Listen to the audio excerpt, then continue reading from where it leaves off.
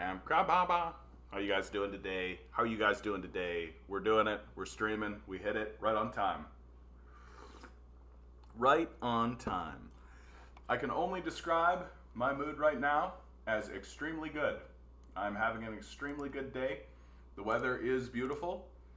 Everything is absolutely wonderful. I'm going to open up with a song today because that's how I am and that's who I am. I've been singing a lot on the stream recently.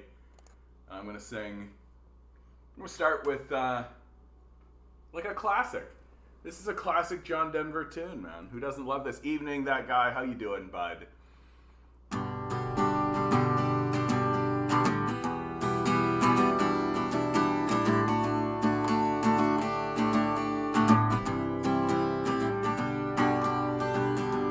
Almost heaven, West Virginia, Blue Ridge Mountain, Shenandoah River. Life is old there, older than the trees, younger than the mountains, blowing like a breeze. Country road, take me home to the place I belong, West Virginia, mountain mama, take me home, country road. All my memories gather round her, miner's lady, stranger to blue water. Dark and dusty, painted on the sky, misty chased a moonshine, teardrop in my country road. Take me home to the place I belong, West Virginia, mountain mama, take me home, country road. I hear a voice in the morning, how she calls to me. The radio reminds me of my home far away. Driving down the road, I get the feeling that I should have been home yesterday. Yesterday, country road, take me home to the place I belong, West Virginia, mountain mama, take me home, country road, take me home, country road, take me home, down country roads. Good to see you guys, Compton, that guy, Anemone, Radio, good to see you. Good to see you guys out in TikTok land. Hope you guys are all doing well. Just playing tunes, getting ready for the apocalypse. I'll say again, I'm having a great day today, guys. I'm saying having a great one. Cotton says, watched an interview of Norman Finkelstein. Powerful voice in the conversation. If you don't know who Norman Finkelstein is, he's an extremely powerful anti-Zionist, pro-Israel voice, that he really is rooting for Israel. He hopes that it can figure itself out, because I think he's just desperately concerned that Israel's going to destroy itself. You know, that's the fate of Israel as he sees it, and I think that he's doing everything he can to try and right the ship, you know. With this interview of Norman Finkelstein, he made an excellent point about Putin. Putin's childhood was defined by fighting Nazis. Many members of his family were killed by Nazis. And people were surprised that he will fight Nazis with the quickness. I mean, and it wasn't that quick. It took him 8 years, right? The Donbass War started in 2014. It took him 8 years. But still, right? Still, it's what I've been saying, right? The Russian people Like, they have been scarred by Nazis. Yeah, what I mean by that, Ligon Dizzy, anti-Zionist, pro-Israel, is to say that he hopes that Israel will not be destroyed. He hopes that Israel will find a way through this period of time, that it will find a path of truth and reconciliation, that it will find some kind of way through without being destroyed. That's what it is. That he wants it to cast off this Zionist mantle and continue forward in the world without it. And I mean, I understand that position, right? I understand that position. So, am I a puppet for Zionism? That's hilarious. No. I take Albert Einstein's position against Zionism. That I see Zionism similarly to how Albert Einstein saw Zionism, as a negative force, right? And I hope that the people of Israel can sort of figure it out, but it seems unlikely. Seems difficult. So we'll see. Yeah, TikTok. I've got the TikTok here. I'm going to try to be engaging a little bit more with TikTok and be a bit nicer. Oh, Chapo Trap House did an interview with him, with Norm Finkelstein. Fantastic. Chapo Trap House is doing really wonderful stuff. While we're doing shout-outs, let's do a quick shout-out to Cody Johnston and the Some More News crowd. Just did a video called Why All the Train Derailments. Absolutely worth the watch. If you don't know Katie Johnston and the Some More News crew on YouTube, seek them out, find them, right? You're going to find that they always do really deep, well-researched stuff. They're always creating a really strong, honestly, fairly socialist narrative. Yeah, Cody Johnston's one of those guys I'd love to pick his brain about when he thinks maybe a revolution would be possible. Let me see. I don't know why I want to sing this one, but I do. I can't tell you why, but I do. It's a silly song. It was made by, the Flaming Lips, I think? Yeah.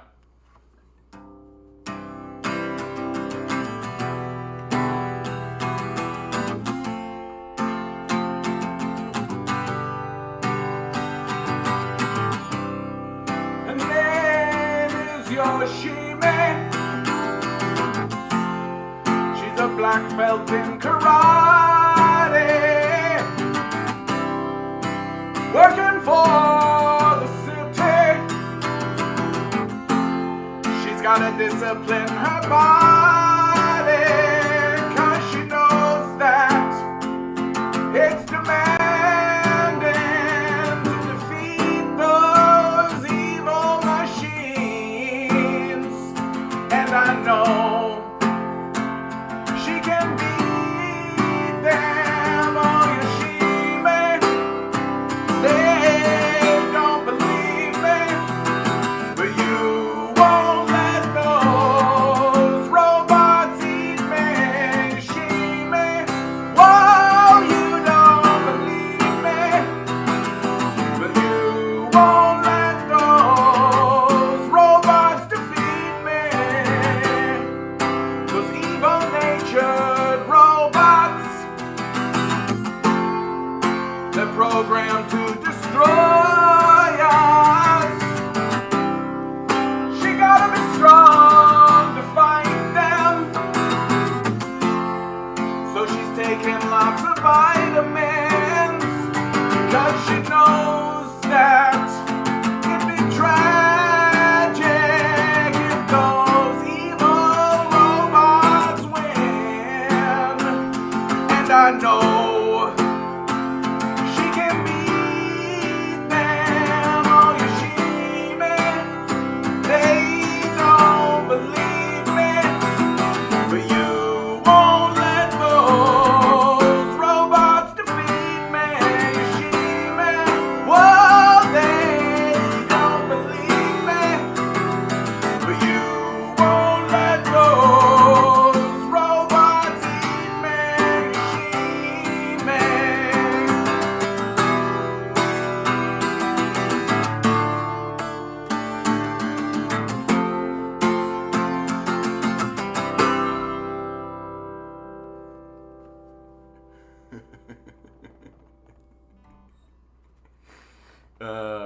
know why I love that song so much. It's like a song about nothing. It's like an anime song is what it is. It's a song about like an anime character.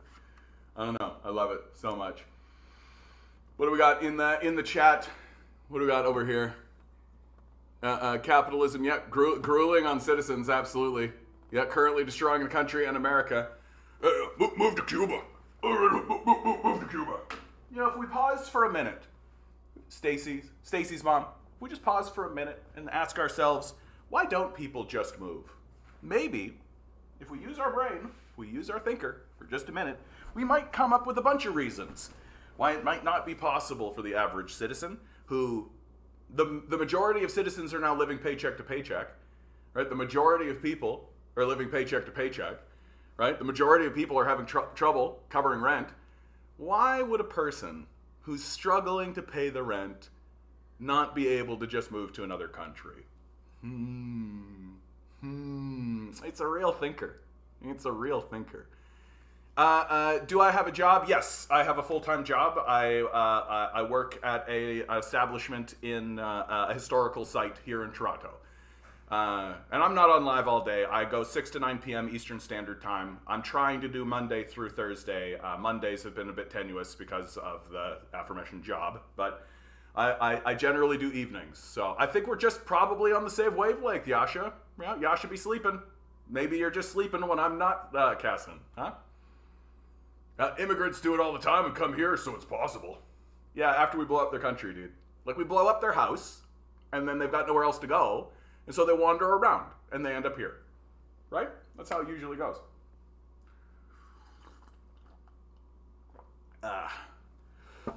You want to improve your country somewhat? You better move. Very strange position, if you ask me. That guy says Israel is an illegitimate state. Signed an atheist, anti-Zionist Jew. I mean, given what they, like, I don't want to really get into the Israeli issue right now, honestly. It's very tenuous. Yeah. If we take a look at the screen right now, continental shift. The world's biggest economies over time, right? There's a great graph, if you're here on YouTube with us, where China basically is skyrocketing through the moon, overtaking the United States. I think the most shocking part about this graph is that out of nowhere, both India and Indonesia have appeared. That in 1992, they're not even on the map. 2008, they're not even on the map. 2024, India is going to be third place in terms of its economic growth. That because of the BRICS organization, because of the organizations that are happening internationally around the world, there is this like big ramping up effect.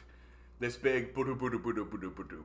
And I simply have to disagree with this idea that entrepreneurship, quote unquote, is the healthiest way for an economy to grow. Well, I mean, I theoretically don't disagree with that, but that's not what's happening in our system.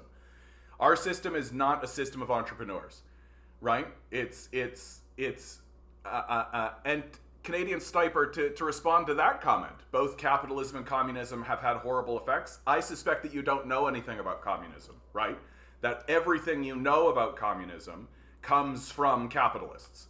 And if everything you know about communism comes from its antagonist, then you're going to get a skewed view. And I would actually challenge you.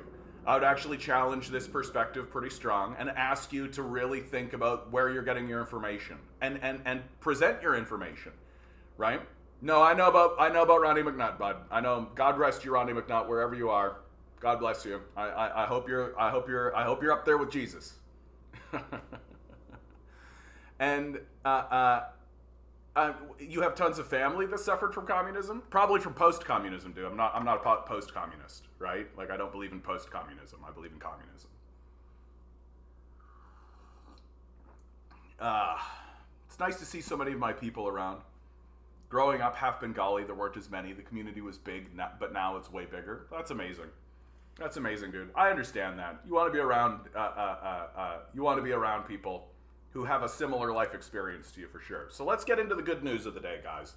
And I actually think that there's quite a few good news articles that we should actually take seriously, right? Having Barry on yesterday really put me in a positive headspace and a space of hopefulness.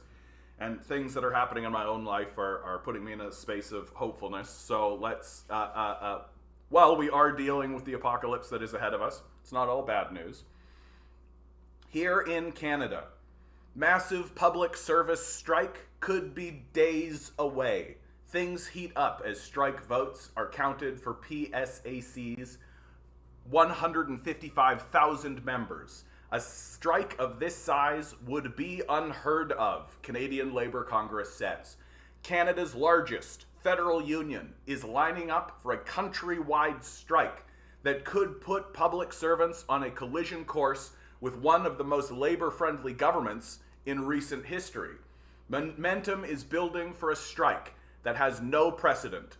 The Public Service Alliance of Canada has been saber-rattling about one since it walked away from the negotiating table nearly a year ago. Since then, the union has gotten its ducks in a row for a strike that could disrupt many government services. Armed with a $43 million strike fund and access to tens of millions more if needed, and the expectation of a strong strike mandate from members, PSAC has 155,000 workers who could be in a legal strike position next week during the final stretch of tax season. A strike with 5 large bargaining groups withdrawing services at the same time would be unprecedented, said Larry Rousseau, Executive Vice President at the Canadian Labour Congress. A strike of 155,000 public sector employees would be unheard of in all of North America. This is historic. It would be the first time it's ever happened, he recently said. After a long and antagonistic standoff, Treasury Board and PSAC resumed negotiations in Ottawa April 2nd with the help of a mediator. This is cool, dude. Like, this is cool. I would, and of course the article goes on. Let's just read the conclusion. No, it's all just like 4%, 10.5% raise over 5 years, that kind of thing. Look, what's happening across all these things? It's like inflation is destroying the working people, right? Our buying power is going into the toilet very, very quickly, like very, very, very quickly, and we're eating it.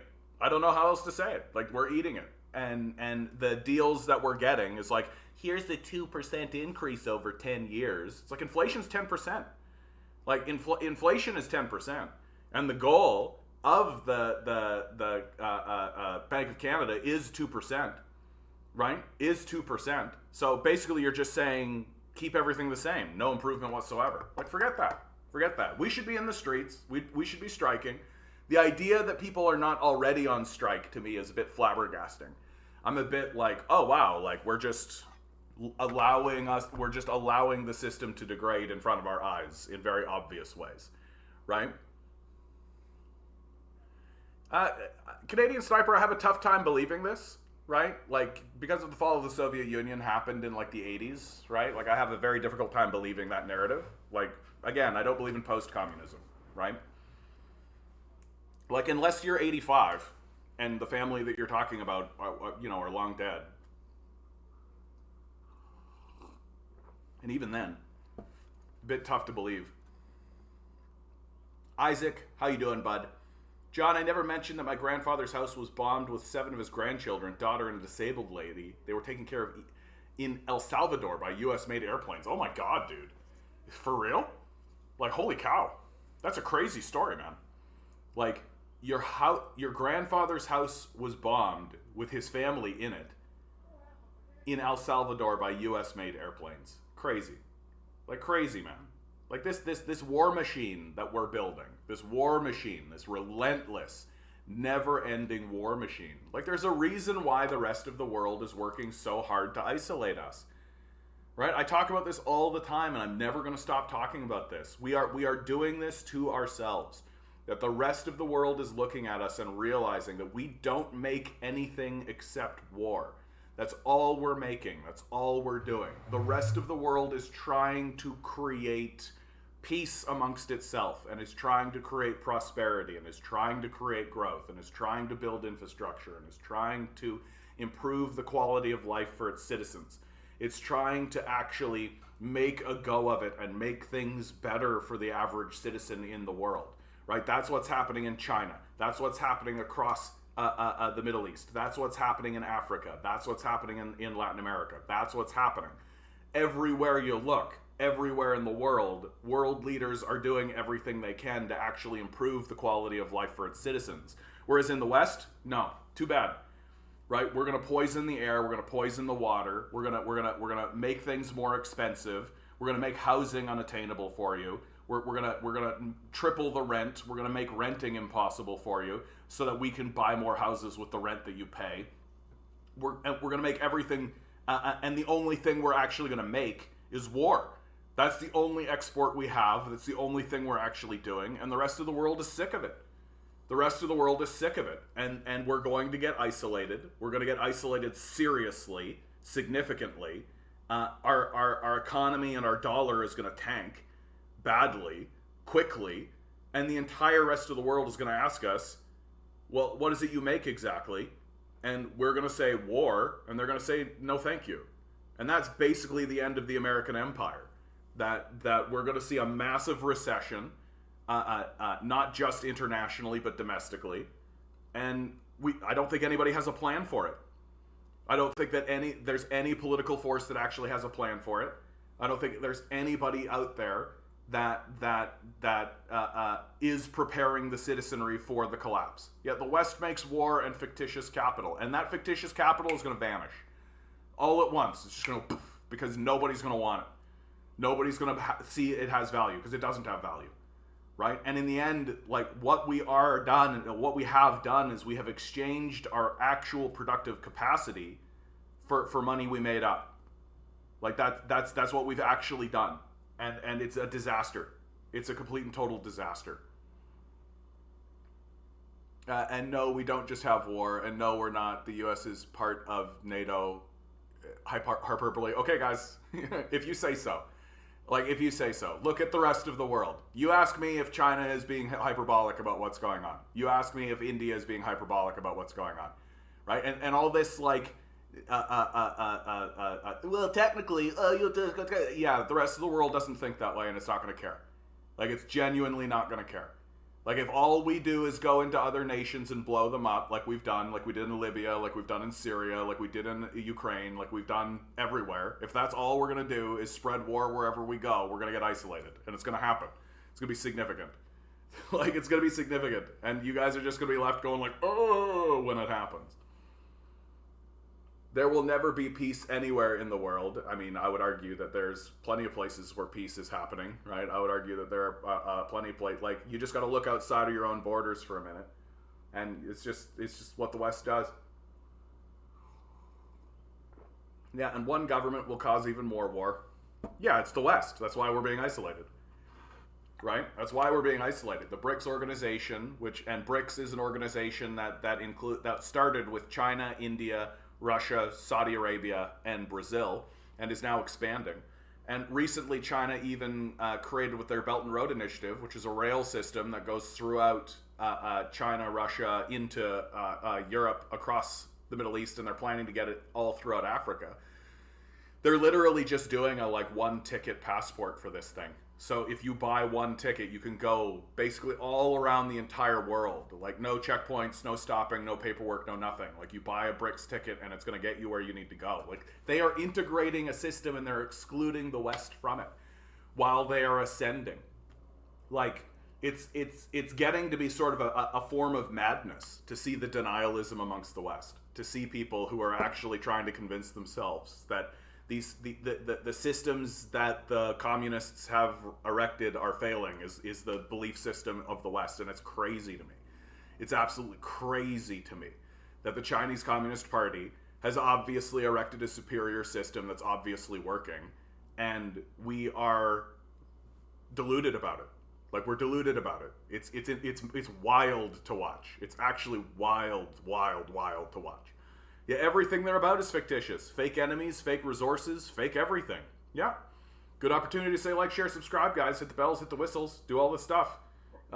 Shake it out. Like, if you got $1 jangling around that pocket, think about donating, right? If I could start doing this full time, if I could become more politically active, I'd love to do that. But I can only do that with your support. Thank you. Only in the neutral countries, mainly the superpowers of the world, will always cause war. You sure about that, bud? Like, you sure about that? Anarchism forever. Yeah, my heart goes to the anarchists of the world, absolutely. I only really disagree with the anarchists on one very specific issue. Like, whenever I talk to anarchists, I find myself nodding along, being like, yep, absolutely, bud. Absolutely. Yep. 100%. 100%. I think where I get into sticky territory with anarchists is that, like, they seem to think the empire is going to leave them alone. And I'm just like, they're not going to do that. Like, you need a powerful, centralized, organized state in order to defend against external enemies. And anarchists don't seem to think that's the case. And I just disagree. I just don't think you're going to be able to defend against the attack that the Americans, certainly the Americans, will definitely launch against you. Like, we've got all the evidence in the world to show you that the Americans will just, like, launch at least a CIA psyop against you. At least that. And if you're not organized and you're not prepared and you're not, and there isn't some kind of centralized bureaucracy that can respond to that with agility, you're going to get overrun. You're going to get overrun. And that's where I find sticking points with anarchists. That on every other point, I find myself being like, yeah, that's true. Yeah, absolutely. I think that's great. But it just seems like they think that the Americans are just going to leave them alone. And I don't think that's going to happen. So my heart to the anarchists, no hatred whatsoever. So communism has not failed. Literally the most powerful economy, according to the IMF right now, is China, which the ruling party is the Communist Party of China. Like, I don't know what to tell you here, but like, I really, really don't. Like, I feel like we have been fed a narrative here in the West that we live in this kind of very strange, hyper-propagandized space. And my heart goes out to people because I think that we fall for that propaganda, and it's sophisticated. The propaganda machine is sophisticated. There are really, really convincing propagandists in the narrative to try to convince you that it's not communism that's doing this, that it's not forces of communism, that it's not communist organizations. Like, it's all kinds of different groups and all kinds of different organizations. And they even take credit for it's capitalism that did it, which is just foolish to even say out loud. But we believe it because it's all around us and it's all pervasive. Like the Chinese are eating our lunch, and we helped them do it. That's the best part. We helped them do it. We gave them our manufacturing base, and they used it to help themselves. Like, it's wild. China's going back to Russia. China's going to back Russia, and so will Iran. Yeah, the BRICS organization tells you that. That's the truth.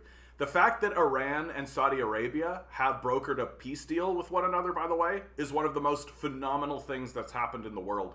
Like, it's astounding that it has happened. That if it was America that had brokered that deal, we'd never stop hearing about it. But it was China that brokered that deal, right? So we're just like unaware that it happened. That Saudi Arabia and Iran, traditional enemies with one another, finally brokered a deal so that they could get involved with BRICS, so they could get involved with the BRICS organization in China. It's absolutely wild what's happening in the world, and we're just unaware of it. And yeah, so China is backing Russia, and China is backing Iran, right? And all the West cares about is pronouns. Yeah, the very distractionary conversation, frankly. Like, leave these people alone. Anybody who's standing up and being like, trans people, we gotta do something about trans people, like, you're essentially Nazi adjacent. It's time to quit it. It's time to leave those people alone. Like, you don't need to worry about them. Like, they're fine. Let them deal with their own lives, right? Leave them alone. They don't matter that much to you. Like, they shouldn't anyway. I find that whole conversation to be very creepy and weird, frankly. Leave these people alone. Do you think Canada, this is from Mr. Muscles. I love this name, dude. Mr. Muscles. What do you guys think out on YouTube land? Mr. Muscles? Pretty good name. Oh, I'm losing the question, so let me see if I can recover it. Do you think Canada can become a superpower or at least a global power due to communism? No. I think that North America is going to go through a period of balkanization, which means that it's going to break apart. I think that's the most likely situation. Like the idea that all Mr. Names are awesome, says Mr. Moon. Well done. Well done.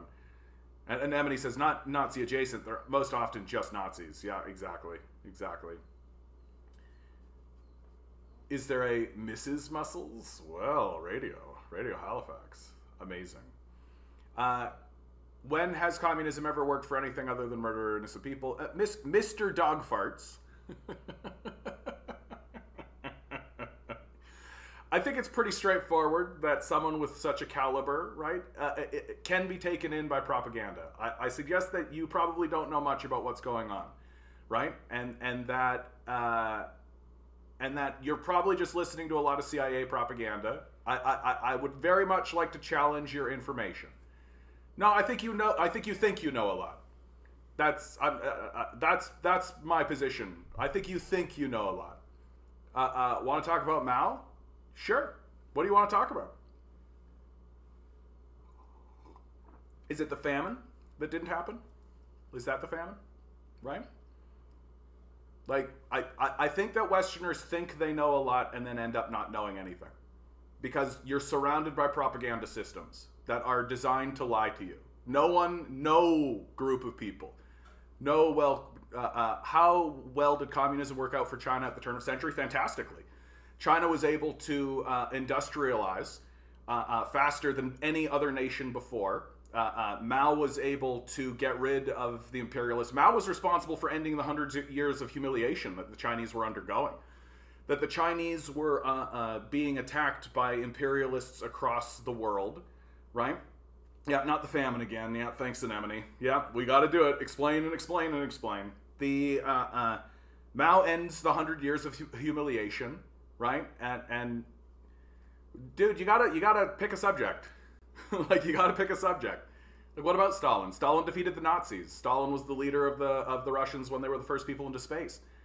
Like, what are you even talking about? Right? Like, what are you even talking about? Yeah, by killing all dissidents and political opposition, like Nazis? Like the people who assassinated Sergei Kirov? Is that who you're talking about? Like,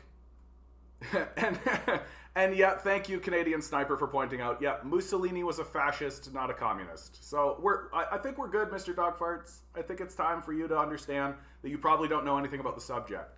And my suggestion to people like yourself, who seem to think they know things when they don't, is that when you go and you seek information, don't just buy into the American Western narrative. Because the Americans have every reason to lie to you. They have literally every single possible reason to lie to you. And when they lie to you, they're going to do so with like Pulitzer Prize winners. They're going to do you in with like huge groups of and organizations, like, and all of this kind of stuff. But when you actually look at their sources, when you look at the information that they're giving you, you'll find out pretty quickly, oh, this is unsourced. It's literally them just saying it happened because they say so. And that's what always happens. Right? Educate you on which subject would you like? Which one would you like, bud? This Canadian Sniper wants to talk about Stalin. Like, what would you like to talk about Stalin? Yeah, Isaac, I think this is right. This is right, dude. Poor Americans don't even know the world is dropping the dollar. That's what's hard, right? Poor Americans, they don't even know the world is dropping the dollar. It's going to be very, very difficult. Paolo, good to see you, bud. Oh, and I will let you know, guys, for you on TikTok, right, if you come over to YouTube, I'm going to be able to respond to you. I prioritize YouTube over TikTok, okay? Just so you know. These guys are the ones that are really supporting me. These guys are the ones that are really, really backing me, and so I give them precedence. So if you want a more robust discussion with me, come on over to YouTube, okay? Please. I invite you. It's in the description. Paolo, good to see you, bud. Do you think that China will act militarily in Taiwan other than showing off doing exercises like now? I think that China's being very serious. Yeah, and Taiwan is China, first of all. Like, let's be really clear. Internationally recognized. The United States itself recognized Taiwan as part of China since the 1960s and Nixon. It's literally only right now that America is saying anything else. So if you have even an understanding of history that is 5 years old, right? You understand that Taiwan is part of China. That it's literally just right now that the Americans are going like, Taiwan is independent. Taiwan is independent, yeah. Independence for Taiwan. It's not much different than the Free Tibet movement. It's not much different than what's going on in Ukraine, right? That like the Americans are fomenting a war there so that they can try to slow down their competitors, and it's going to fail. Just like it failed in Ukraine, it's going to fail in China. It's going to because America's out of ideas. It doesn't know what else to do. Its system of finance capital is coming to an end. It can't exert authority in the world anymore any other way except through military action. But now it's no longer able to pick on, defenseless nations like Iraq. It's got to go after larger and larger players, and those larger and larger players are not just going to roll over. Like, China's not going to just lose, right? Like, China's going to fight back. And if America does something serious in Taiwan, China will absolutely invade Taiwan. Absolutely. And it will do so swiftly. It will do so, I'm actually of the opinion that China will make its invasion of Taiwan, or its movement into Taiwan, it'll make Putin's movement into Ukraine look like baby's first war attempt. Like, China is going to do it, and it's going to be decisive. It's going to be decisive. It's going to make the Americans look like assholes. Like, China. Like, China isn't going to do something unless it thinks it's going to win, right? Like, China's not going to do something just because it's like, pull out a gun and start guns blazing, yeehaw, shock and awe, yeah, like the Americans do. China's going to go in there because it thinks it can win, right? And it's going to win. And and China has every reason to do this. Like, the alternative is to allow America to put a military base in Taiwan. Like, that's unacceptable. And I think you're crazy, by the way, if you think that it's acceptable. Like, if you're genuinely sitting there trying to say that it's acceptable for the United States to put a military base right off the coast of China, and China should just be like, that's okay, then I think you're crazy. Like, I think you're real unhinged. Like, I think you're unhinged. Like, that is not okay. And China has every reason to want to prevent that. And is right to prevent that, frankly. So, and it would be so easy to prevent. It'd be so easy to prevent an invasion, which would be just stop provoking them, right? Just how the Americans provoked the Russians on the lead up to the Donbass war and then the Ukraine invasion, right? Just that provocation. Well, they're doing the same thing in Taiwan. And the difference, I think, is that the Chinese and the Taiwanese are a little bit more aware of it because they saw what happened in Ukraine, and they're not being foolish about it the way Americans are, right? Like, they're not being heavily propagandized. They're seeing it. They're like, oh yeah, okay, that happened. And so it's getting quite serious. Isaac, Kenyan president told their citizens to sell the dollar before it fell to 25 cents. Yeah, it's possible. I don't think it'll fall to 25 cents. Like, that's a bit much, but like it's if it fell to even 50 cents, even 60 cents, that'd be a catastrophe. Be a catastrophe. Hey Travis, how you doing, bud? Yep, China is taking over global dominance, and they're doing it through trade. That's the thing that people don't want to accept. That's the thing that Westerners don't want to accept. They don't want to accept that China is taking over through trade, through diplomacy, through win-win deals. They don't want they have to believe that China is doing it the same way America attempts to do it, which is militarily. And they refuse to acknowledge what is actually happening. Yeah, Libya, or Liberia rather. It's crazy to act like what China is doing is imperialism on the same level as American imperialism. I mean, I think it is fair to say generation. Good to see you, by the way, bud. I think it's fair to say that China could. Like, I think that would be a fair statement to say that China could suddenly make that turn and could make that pivot. It's possible, but I haven't seen it. Like, I haven't seen these full-scale wars coming out of China. I don't see the full-scale invasions. Can you imagine if China did do a full-scale invasion of a region? We'd never stop hearing about it. We would be bombarded with it. It would be all we talked about. Yeah, Liberia, Firestone Rubber Company. Yeah. America will be sending their best. The young who are overweight, depressed, addicted to drugs, and undereducated. America will send its best. Absolutely. The CIA is pissed off because Iran and Saudi Arabia brokered a peace deal. Yeah, I mean that's the hope for America. The hope for America is always that the Middle East will remain fractured, and the biggest fracture that exists in the Middle East is the fracture between Iran and Saudi Arabia. That those two have been traditional enemies for centuries, And so the idea that the Chinese came in and actually brokered a deal between Iran and Saudi Arabia is a huge, massive strategic issue for America and the CIA. It's a massive, massive issue for them. And and I mean, it makes all the sense in the world for Iran and Saudi Arabia. Like they are both interested in prosperity, right? They're both interested in prosperity. And so they're trying to get a hold of the prosperity that is flowing out of China, right? That obviously China has prosperity happening in its borders. Obviously, like you've got to be smoking something. You got to be like, well, you got to be just paying attention exclusively to American propaganda to believe that that China is not experiencing a massive amount of prosperity at the moment, and the entire rest of the world is looking at China, going, "Oh shit, how do we get that? How do we get that for our citizens? How do we get that kind of prosperity for our citizens?" And China's coming in and showing them how to do it, and telling them how to do it. It's actually quite astounding. And while it's happening, Americans seem completely unaware of it.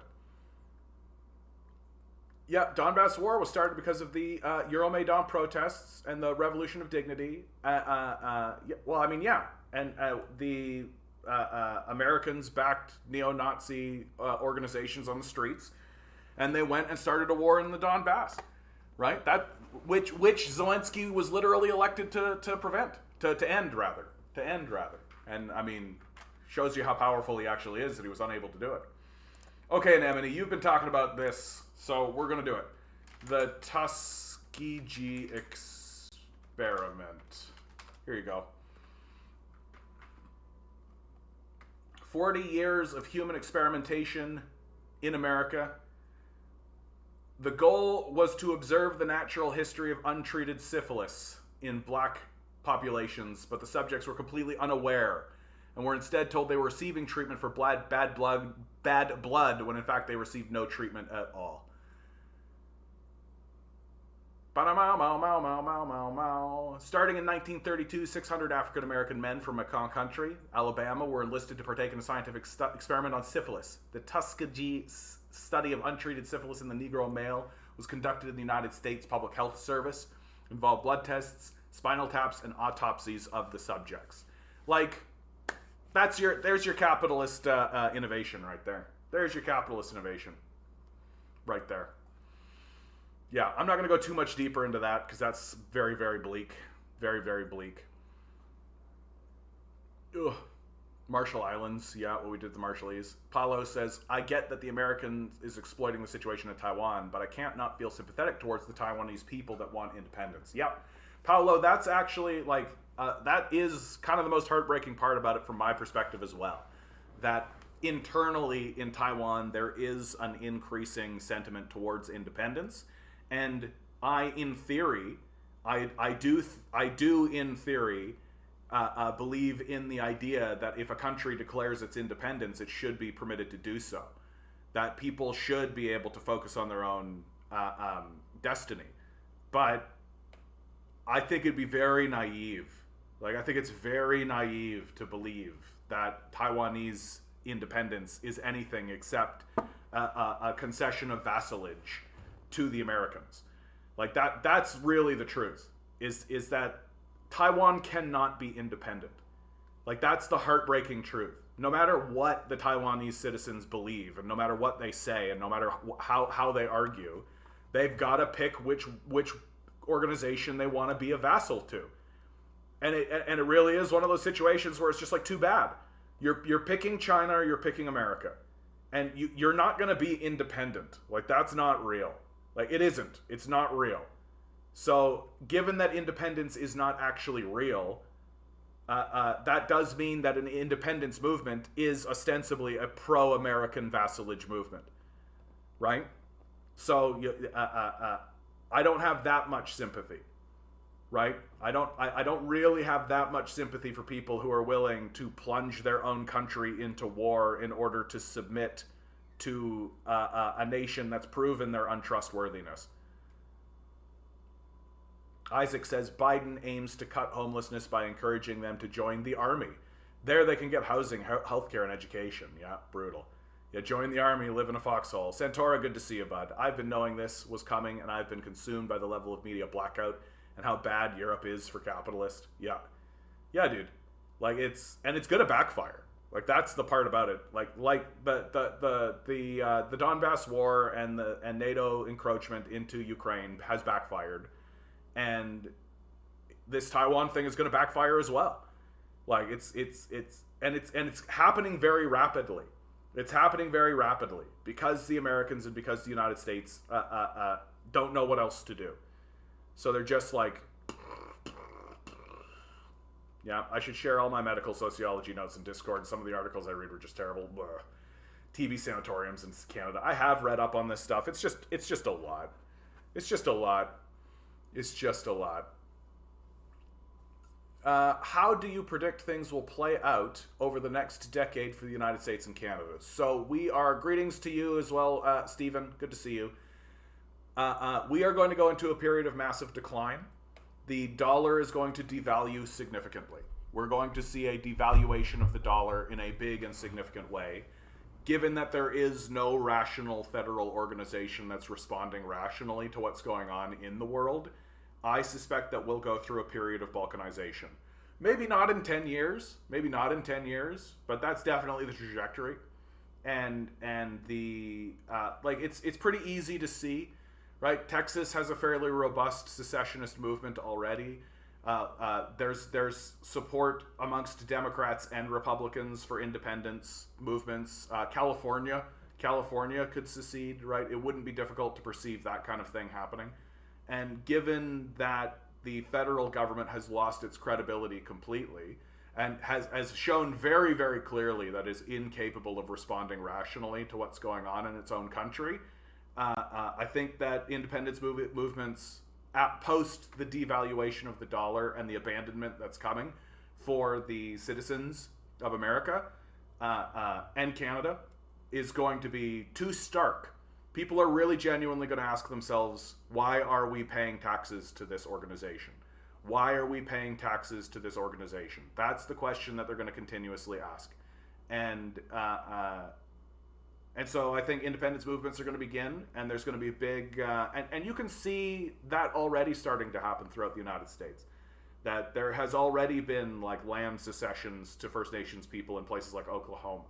So I think lots and lots of people are going to really begin asking themselves, what's the point of this? Where's the unity here? Why? How can we find unity? Only did NATO get involved when the Russian invasion started? Nah, bro. Straight up no. Like NATO has been involved in Ukraine since the very beginning. We literally have the former chief of NATO admitting it. Like we don't really need to look too hard to find now that and Canadians have been training in Ukraine since 2014. Yep. Thank you for that, Mr. Dogfarts. Appreciate that, bud. We have been involved in Ukraine since at least 2014. The Euromaidan coup it is a very big seminal flag point moment. But definitely way before that, NATO has been involved in that region and has been interfering in what's been going on in Ukraine for a long, long time. So the idea that like Putin invaded Ukraine because he's a meanie head, it's like sort of a weird position to take, like sort of a strange position to take. Like I'm more or less of the opinion that Putin didn't have an alternative. That like he's literally got neo-Nazis shelling ethnic Russians on his border. Like what's he supposed to do, right? Like he tried the Minsk protocols. The Ukrainians literally elected a president on a platform of ending the war, and it didn't work. Like what were they supposed to do? Like for real, what were they supposed to have done? Like this is the question I continuously ask. Like once you actually understand what was going on in the region at that time, and then you just ask What were they supposed to do? Like, it's I'm yet to have anybody answer the question. What were the Russians supposed to have done? Like, it's a tough situation. Hey, Mr. Moon, I already said hello, but hello again. Why not?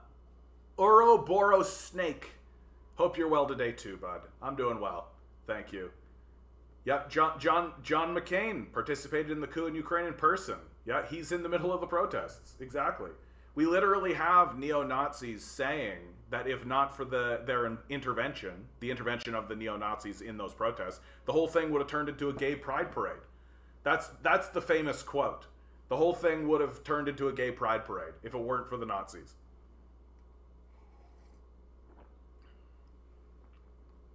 They were altering school textbooks regarding Chinese history, yet resulting in a generation that rejects their Chinese identity. Pretty brutal, yeah. Paolo says, any thoughts on the leaked NATO classified documents? Who do you think could be behind it? I don't know who's behind it, certainly, but the leaked NATO classified documents that just came out really cement anybody who's sitting there pretending as though NATO is not heavily involved in what's going on. Those documents basically confirm it. And the other thing that those documents do is really show you how badly the Ukrainians are actually losing, right? Which anybody who wants to be objective about that, anybody who wants to take a look at it and actually call it for how it is, like, Russia has a fourth of the country. Like, what makes you think the Ukrainians are winning? What makes you think that it's even a stalemate? That the Russians obviously are winning, like, very obviously. And like, I feel like if this was us looking at, like, a video game, that if I was watching a video game of what was going on in Ukraine and called Ukraine the video game or whatever, and somebody was like, who do you think's winning? I'd be like, obviously Russia. Like, it's so obvious. And like, they hold a fourth of the territory. Their losses are basically, for every one Russian that dies, 4 Ukrainians die. Like, it's very straightforward and very obvious who's winning. And if it wasn't for NATO intervention, if it wasn't for equipment, and if it wasn't for the ammunition and the support that NATO was sending in, this thing would already have been over. It would have been over a while ago. And so what the Americans are trying to do and what NATO is trying to do is turn it into a meat grinder. That's what they're essentially trading Ukrainian blood for gold, is what they're doing. And it's pretty brutal. And the rest of the world is seeing them do it. Right? The rest of the world is watching them do it. It's why a lot of political things have happened so quickly. Because the rest of the world, like, anybody who was on the fence, and I think you can look at India for this. India's the big one, if you ask me. Because I think India has been looking at China, and China's ascension was like, it came out of friggin' nowhere. Like, China's ascension was just like a monster showing up right beside you, right? Now, like, oh my God, right? And so I think India's been quite skeptical of China. Has been like, whoa, China, right? Whoa, China. And so for a while, I think India's been like, and looking at America, being like, can you protect us from this? Like, this is a big monster that just suddenly showed up. And there have been, like, little clashes, like very minor border scuffles going on between China and India, which is to be expected. But so it's been very scary for India. Well, all of that went away with the conflict in Ukraine, because India saw what the Americans did. They saw what they did, and they went, oh, that's how you're running your business. Oh, that's how you're running your organization. And then that sobered them up for a moment. And they looked at China, and they went, how are you running your business? How are you running your business? And they found out, we'd rather do business with China. So it's been a complete disaster. It's been a complete disaster for the West. Do some research on the Holodomor. You'll see the results of communism. You've got to look up a fellow by the name of Grover Furr, my friend. Look up a man by the name of Grover Furr. Just type in Ukrainian Holodomor Grover Furr, and you're going to get a lesson. I challenge your narrative. I challenge it very strongly. I will take a look at any source you want to give me, and I will point out that it is mainly CIA, and in that particular case, Nazi propaganda. The Holodomor was a famine. It certainly happened. It was not a genocide. It was not planned by the Soviets. That the region was a famine-stricken region. That the Soviet story in that regard is actually that they resolved the problem of the famines in that region. And the CIA and Nazis, of course, take the position of being Nazis, essentially. JC, think this is your first comment. Welcome aboard. Good to see you. China's ascension is directly correlated to embracing capitalism. Not really. That if you actually read what Deng wrote, they didn't embrace capitalism. They allowed foreign capital into the country. That's a difference, right? So it has been said that 40% of the country's economy, and that's in decline now, but 40% of the country's economy is capitalist. Which is to say that there are private owners, and there are certainly Chinese capitalists and all that kind of stuff, but the ruling structure, right? The ruling structure of the Chinese Communist Party, yeah, I'm explaining it, bud. The ruling party of the Chinese Communist Party, of the National People's Congress, has remained relatively uncorrupted. That in America, the billionaires own the political system. In China, the political system owns the billionaires. And you can see that very clearly in how the billionaire class gets treated. That when the 2008 financial collapse happened in America, nobody went to jail. The billionaires all got bought out, or all got bailed out, rather, right? Nothing really happened to them. A similar thing happened in China, and the billionaires responsible for it were killed. They were hung as traitors, and their assets were seized. And the properties that they were sitting on empty were seized by the state and distributed into the public, right? Which is what I would like to have seen here, but it didn't happen. So what you see if you actually read what Deng wrote, Deng being the leader who opened up the markets, which was very controversial. Like, don't get me wrong, it's not like all of China was on board with this idea. The Maoists, for example, were very much against this idea, but the Dengists won politically. They were the ones that convinced and were the more persuasive. And so they allowed foreign capital in, and they said, we will allow some people to get rich first, and then as this moves forward, we will even that wealth out and create a more egalitarian system. And we will also ensure that this finance capital and these capitalists are not permitted to enter the political system. And that has happened. The billionaires have not been permitted to enter the political system in China. And so it's not, but you can't say government-ran industries made them a superpower. Of course I can say that. That what Mao achieved put China on a path to allow them to ascend the way that they have done. That Mao's legacy is ending the 100 years of humiliation, destroying imperialism in the borders of China, spreading the borders of China, creating solid borders, and industrializing the country. That the Cultural Revolution and the Great Leap Forward were successful. I actually make the argument, JC, that the distance between where Mao had to go to where he brought the country was actually much further than the distance that Deng and Xi Jinping have brought the country. That it's actually like we are just seeing this final stage of ascension where China is ascending to where we are and then above, right? And we are now just coming into awareness because we're not really that aware of what's going on in the rest of the world. It's certainly not that aware of the history of China, right? And that's not a knock on you, by the way. That's just the truth, right? We don't really spend that much time paying attention to the history of the countries of the world, right? That's not how we roll here in the West. And then what was the biggest differentiator between 70 to 90 and 90 to 2010? I don't think I understand your question, JC. Sorry. If you could just reframe that question. I don't think I understand your question. So to me, turning China from like a destroyed imperialist vassal that's essentially agrarian with a backwards economy, and then industrializing it to a point where anyone feels that they can bring in industry and run it there, is that, to me, is already a massive success, right? And that what you see in the, but again, like I think the economic prosperity has always been on this sort of trajectory upwards, and that the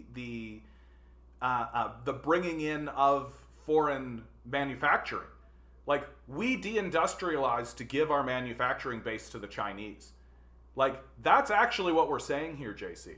Like really, when you pause and think about it, right? It isn't that, well, the Chinese embraced capitalism. It's that they got a huge influx of manufacturing from other nations who deindustrialized in order to make paper money for themselves, right? Get cheap labor is how they would describe it. Yeah, it rocketed up starting in the 90s. So we signed NAFTA. Yes. Right. And it makes sense that it rocketed up, bud, because they had an increase in their manufacturing base. Like, that doesn't really have anything to do with capitalism. That has everything to do with us deindustrializing and giving a manufacturing base to a country that hitherto didn't have it. Like, we increased their productive forces for them. Right?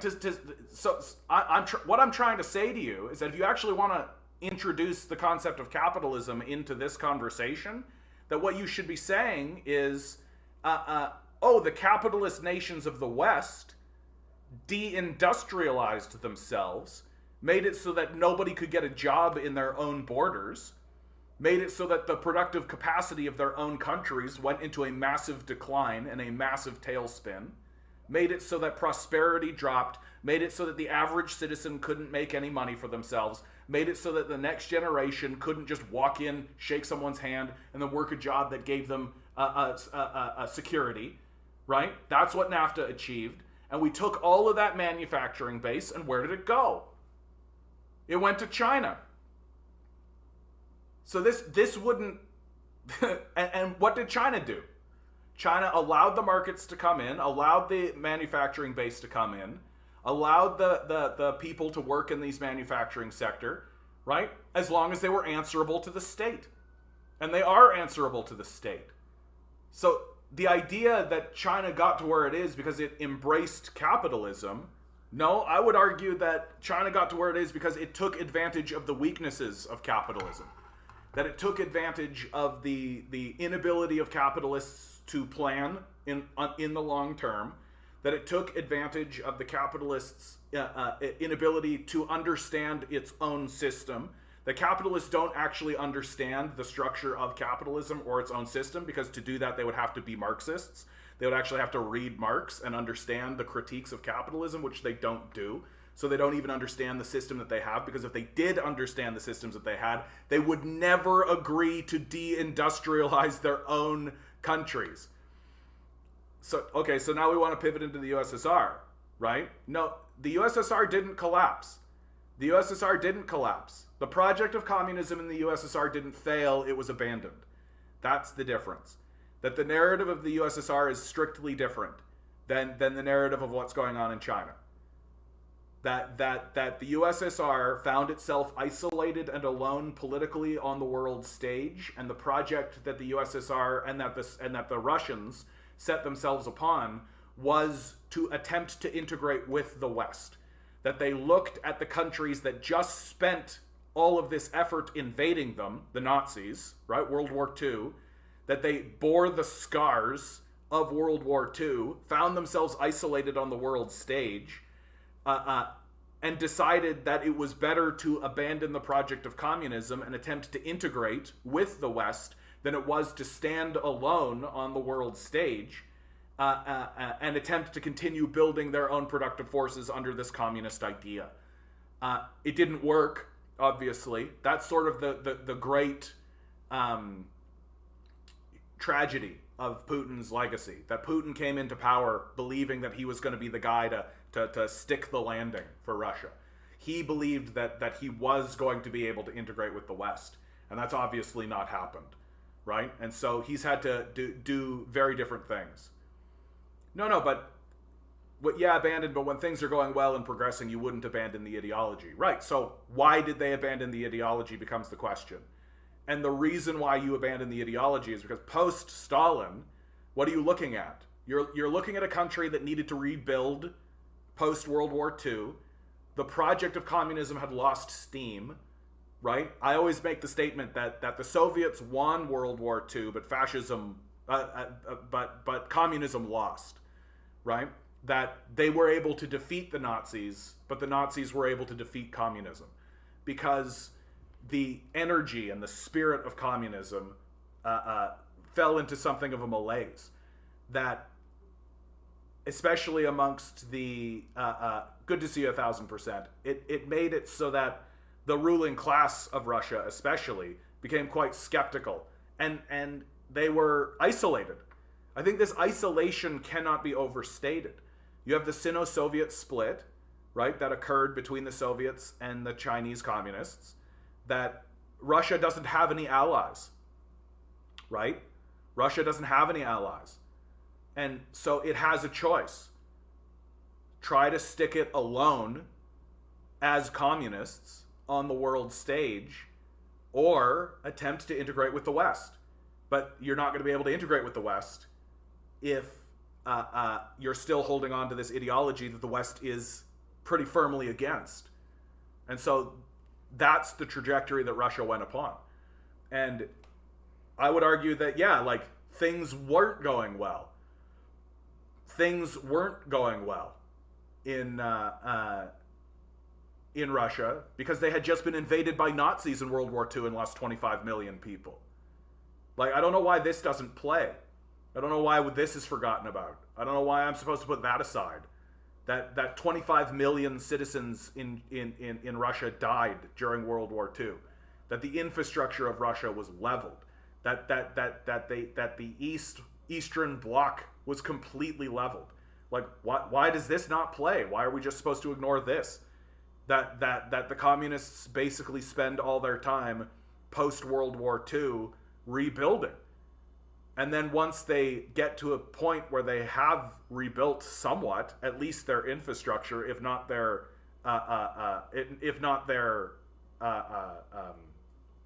spirit, the question becomes, now what? Right? And to say that what happened in the USSR was a failure of communism, I think is not serious. I don't think that is a serious position to take, because I think that there's a much deeper question going on in the USSR at that period of time. Yeah, NATO literally had their guns up the USSR, right? Liberalizing was their idea of brokering peace. Yeah, I think that's it, right? I think that's it. That the USSR was looking at NATO, understood what it was. NATO literally existed with the stated agenda of destroying the USSR. And who is one of the primary members of NATO? Germany. This plays. So the USSR is looking at a force that exists to destroy them, that includes a country that actually made the attempt under Adolf Hitler, and they just decided, hey, you know what? We could just get rid of this title if it means you don't invade us with Nazi forces again. Yeah, compared to the Nazis, bud? You want to play that game? I'll get into that game. You're getting into really fun territory now. You're getting into real fun territory now.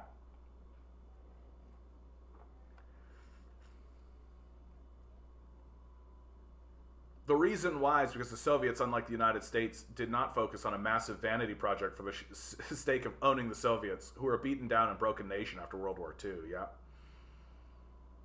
Yeah, the Soviets had to rebuild nations in ruin while also being in ruin. Oh, you want to talk about Nazis? Oh, okay. Anything that happens to Nazis is fine by me, bud. And if you're going to pretend like the USSR and the Nazis are an equivalency, then I'm going to start calling you a Nazi. Very straightforwardly. Very, very straightforwardly. You want to pretend like the gulags were as bad as the Holocaust. You want to pretend like you want to pretend like all of that is real. Then you're the fool, dude. Like, it's very simple. It's very simple. Like, brutal. Soviets already abandoned communism ideology in favor of a bastardized version when Stalin got in power. I mean, they're not. Straight up. JC, straight up. No, they're not. Like, hysterically bad. Like, hysterically wrong. Like, you discredit yourself as a thinker with that kind of a statement. Like, Adolf Hitler and Joseph Stalin or Lenin or Trotsky, whichever one you want, are not at all similar. It's embarrassing for you to say otherwise. It's embarrassing for you to say otherwise.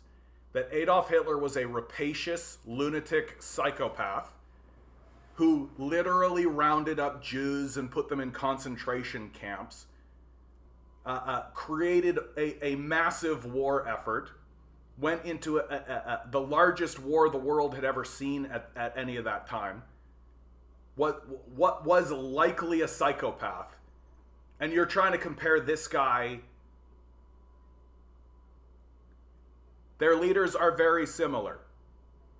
Then what are you saying, JC? Because I got to tell you, bud. Like, I'm sniffing some SS vibes from you now. I'm sniffing some Nazi apology. Are we going to start talking about the Jewish conspiracy soon? Are you going to bring that up soon? Is that coming? Are you going to start talking about the cultural Bolsheviks or whatever? Is that coming? Just get to it, bud. No, they weren't. It's embarrassing. That's an embarrassing statement to make. Like, embarrassing. F. Like, F, big circle, see me after class. Big F. Huge F. Massive F. Could not be a bigger fail for you. Like, couldn't be bigger. You need to read more books. You need to go and read more about Stalin. You need to not pay attention to what the Nazis had to say about Stalin. Big F. Yeah, Hitler particles are really high here. Yeah, we're getting some SS vibes. Do you and your buddies play what is it, Call of Duty? Right? Do you like to play Heart of Iron? You play the Nazis as in Heart of Iron, right? No one has claimed that the Soviet Union is a sweethearted milk and cookies nation or type of people. They were survivors, yeah, from a hell on earth, having endured so much in so little time. That's really the truth of it, Santora. Like, the endurance, the durability, the dedication, what the Russians achieved in a very short period of time is actually astounding. Is actually astounding, right? Like, just absolutely astounding. And the to Paolo, I don't want to dismiss this because you're basically bringing up the old split between the Trotskyists and the Stalinists, what's called the Stalinists, and I don't necessarily agree with it. I don't want to dive into it because I don't care about the Trotsky-Stalin divide as much, but I do think that Stalin was attempting to move forward with Marxist ideas. If you read the works of Stalin, you read what he wrote, he believed that what he was doing was Marxism. He believed that what he was doing was based on Marxist principles. He wasn't just this mythical narrative that says that Stalin was just there for mad power grabs or all that. It's just not true. Like, I think that the divide that happened between Trotsky and Stalin is one of the great tragedies of the Soviet Union. So what communists need to work on, because a similar thing happened between the Maoists and the Dangists, right? A similar thing happened between the Maoists and the Dangists where there was a big divide that ended with a lot of division, and the capitalists will always use those narratives to fuel their own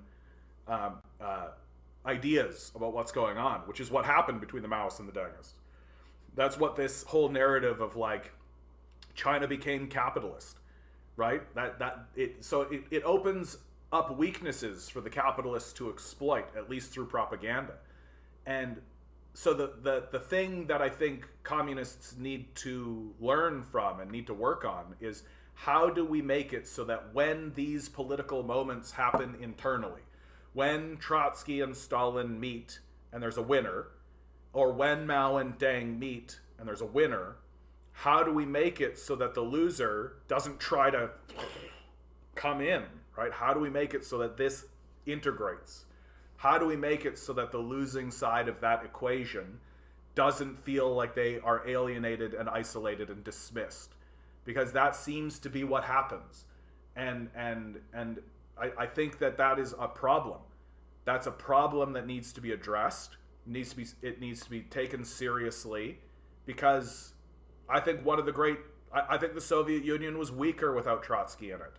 I think that that the communist project in China was weaker without Mao in it. That these organizations would be stronger with critical voices that were permitted to exist within them. And I think that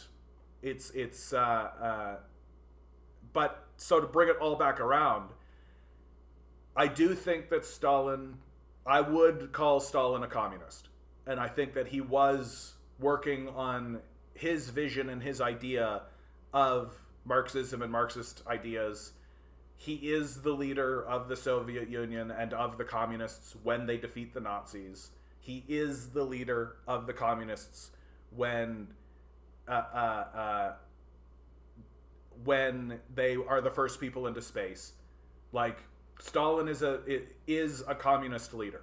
He might not be your vision or idea of communism, but I don't think that matters. I'm not a fundamentalist about this stuff. Do you deny that Stalin ordered the execution of 800,000 of his own people? Is American history that far off? 1.7 million in the gulags. First of all, yes, American history is that far off 100% of the time. I'm going to assume that you're talking about the Purge, like the Great Purge, right? Which is sparked because of an assassination of a high-level official by the name of Sergei Kirov. And that Sergei Kirov was assassinated. So imagine if, I don't know, Nancy Pelosi was assassinated, right? Do you think the United States government would react to that, or do you think that they would just ignore it? Like, I think that there would be something serious that would happen. So to pretend as though the Soviet Union should just accept the assassination of a high-ranking official, and that there shouldn't be some kind of thing that goes on, I think that that's kind of bonkers. And then the Gulag comment, I mean, a lot of those guys are Nazis. Like, oh no, I don't feel bad for Nazis at all, dude. Like, I hope they die. I'm glad they did. Who's going to lead us to the communist utopia? What does that look like? I think it's more likely that capitalism will lead us. Yeah, there you go. I think it's more likely we'll go through a period of balkanization, JC. I've said that a couple of times already today.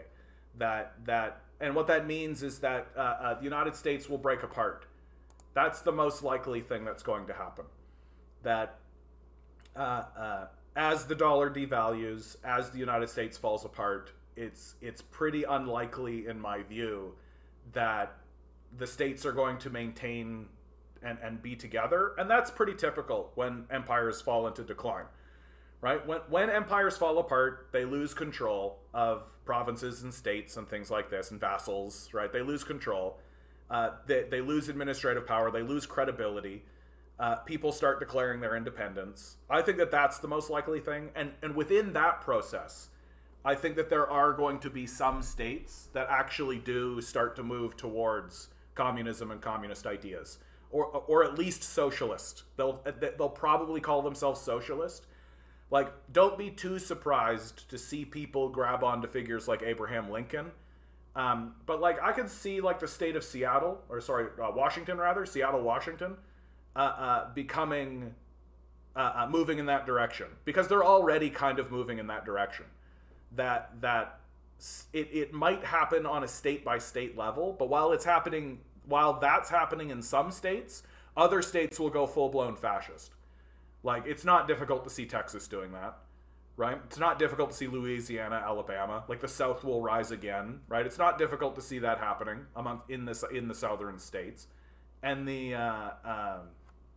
And so the idea, like, communism isn't going to take over America. It's just not what's going to happen, right? Let's be real. Let's be serious about this. It's not going to take over Canada. It's not going to sweep across Europe, right? There's too many Nazis and fascists. Fascism's a very popular ideology, and we've been more divided as a country before. I see where you're coming from. I think the difference, JC, is that now there are no projects of unity. There's no unity projects going on. And I don't think that there will be unifying projects. That the United States is going to abandon its citizens, that the corporate state is going to abandon citizens, and that there are not going to be projects of unification. I think that that's the major difference. That when you look through American history, the thing that's kind of kept things together is unifying projects. And when you are living in a primarily agrarian country, unifying projects are things like build a railway, right? Like there throughout American history, there have been these moments of we've got to bring the nation together. We've got to bring the nation together. I don't think it's going to happen this time. That this time, I think the people will be left to their own devices. They will be abandoned. And this persistent narrative that has existed for the last 40 years that says, you know, bootstrap yourself, don't trust the government, and it's up to you, bud. Well, here it is, right? Here it is. This is what it looks like. And I could be wrong that leadership could come in that suddenly goes, yeah, we do need to unify this country. We do need to bring it back together. We do need to come together. And I do also want to challenge this idea that we've been more divided as a country before. I think that the division looked different. That what's going on now is a different form. Like the federal penitentiary system is a brutally divisive system. Absolutely insane, the federal penitentiary system. Is it the same as literally having black slaves? No. It's a different system, clearly. But I think what the federal penitentiary system is introducing is chaos. That police are basically allowed to go in and just take people off the streets and throw them into prison cells and charge them with crimes. Like, it's insane what's happening. You can read Matt Taibbi's The Divide to hear more about that. Government involvement has caused the issues we have today. Who owns the government, JC? That's the question. That there's been such a heavy amount of government demonization. There's been such a heavy amount of government demonization that government as an idea is being demonized. And of course, corporate power wants you to think the government's the problem, even as corporate power owns the government, right? That they don't want you to take a look at the documents and at the founding documents and to recognize that these are capitalist documents made by capitalists to maintain capitalism. They don't want you to realize that you live in a dictatorship of capital, right? Right, but who owns the government? Like, you seem to think that government exists in this like nebulous negus space. Who owns that government? Who owns the government? And the answer to that question is the rich, right? And that's structural. That's on purpose. That James Madison, when writing the Constitution, it's in the document, you can go read it, he says that the purpose of the document is to keep power within the wealth of the nation. That the goal, yes, we should get money out of politics. The problem with that statement, JC, is that the system is designed to respond exclusively to the wealthy. That to get money out of politics is to completely destroy the American system. It's to completely rewrite your Constitution. It's to completely obliterate it and start again. Because the system is designed specifically and on purpose to ensure that money is the only thing permitted in politics. The Federal Reserve certainly has power. Like, certainly. But I don't think there is like one institution that is at the top of a triangular apex like an Illuminati. Nobody's in full control. There are councils and think tanks and groups, and there's a general consensus and ideas and all that kind of stuff, but it's mainly all just everybody making it up all at once. And what makes it more insane in America is that there's no plan.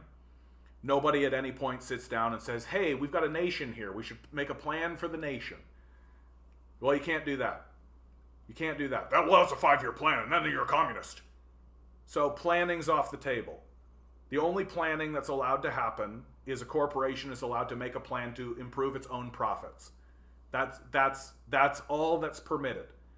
And what we are doing by doing that basically is we are taking a group of kind of nut job crazed lunatics, giving them all the power, and they are exchanging real tangible assets, breathable air, workable land, clean water, infrastructure that works. They're exchanging all of that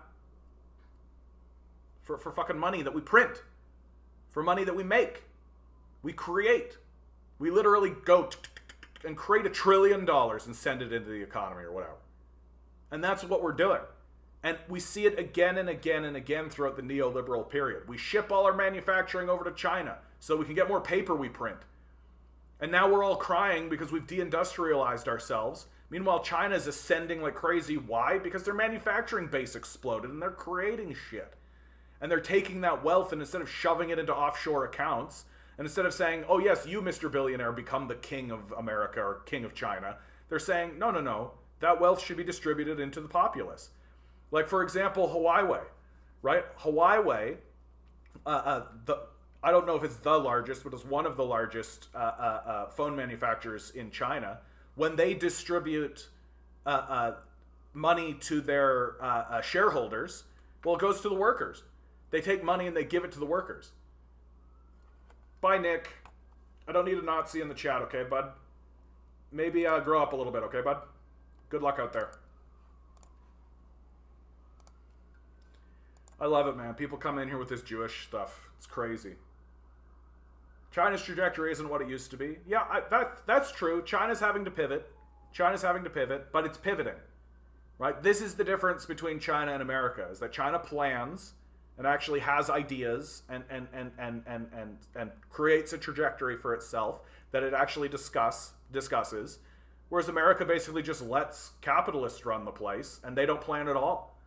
And so there's just that's why capitalism is constantly collapsing. It just constantly is in a state of free fall collapse, because there's no plan, and nobody even attempts to plan. Paolo, yeah, it's basically impossible to get money out of politics. Even in countries in which lobbying is illegal, money dominates politics. Absolutely. Absolutely. And what China is doing now, and also it's difficult for Westerners to really take a look at what China is doing and understand it, because we tend to understand economics and we tend to understand things through fictitious capital, the financialization of the value of the dollar. How many dollars does this person have? Their net worth is measured in dollars, right? This fake thing that we invented from nothing. And so we tend to measure success that way, and China doesn't do that. It's straight up, China does not do that. That's not how they operate. That they see the growth of their country through things like the Belt and Road Initiative. They see the growth of their country through infrastructure projects, through the success of its people, through the real tangible changes and assets that people in their country have. That's how they view it. And we don't do that here in the West. That the only asset that seems to matter to any Westerner is a Bugatti. It's crazy. JC says, billionaires are middle management. Our intelligence community truly influences change and policy. Yeah, the CIA is a major propagandist, for sure. But they operate on behalf of capital. The CIA is kind of a rogue institution, right? It doesn't really respond to anything except itself. Luke Gannon, we're going to deal with this really quickly, bud. How do you feel the Uyghurs of China benefit from communism? Great. I think the Uyghur genocide narrative is fake. It's completely made up.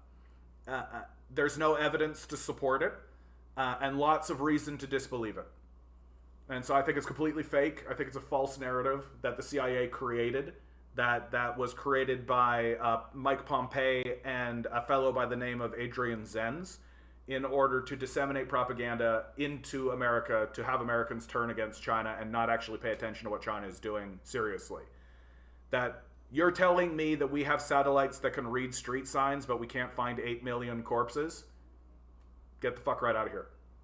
You're telling me that the Chinese are organizing a genocide but not actually talking about it?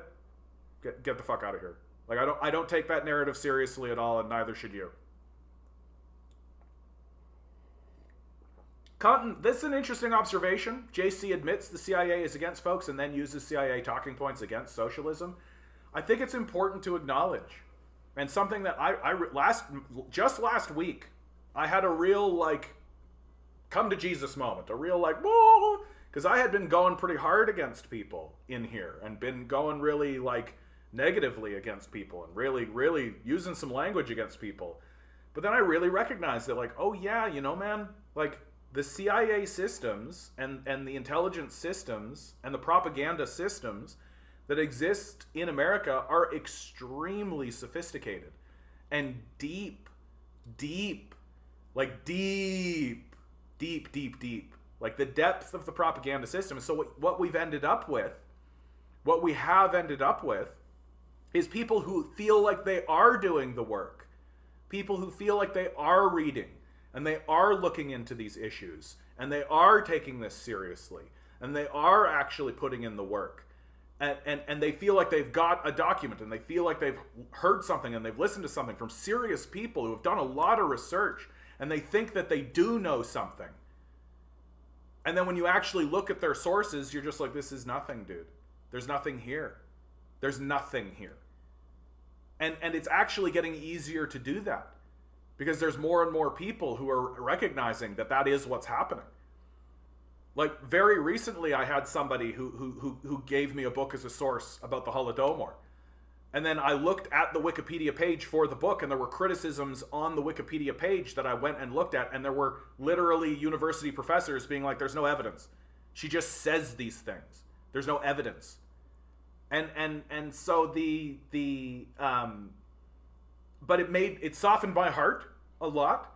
It softened my heart a lot because it really did make me recognize and realize how all-encompassing the system of propaganda actually is. How all-encompassing the system of propaganda actually is. And how overwhelming the system of propaganda actually is. That good people feel like they're taking the right stance because they've trusted people who are lying to them. And I feel like my goal and our goal as communists and as socialists, as anarchists, as all of these things, as leftists, progressives, social democrats, should be to look at these people with compassion. And I'm as guilty as the next person for not doing that. With compassion. And to take a look at them and say, okay, bud, you have been taken in, and I'm going to show you how you've been taken in. And I'm going to show you clearly so that you can see very obviously that these people are lying to you. And once you recognize that you're being lied to, hopefully that will begin to increase your skepticism against Western sources. Because we should be deeply skeptical of the West. Like, right now, the icon that I would use to describe who the West is Harley Quinn. Beautiful, charismatic, insane, untrustworthy, violent.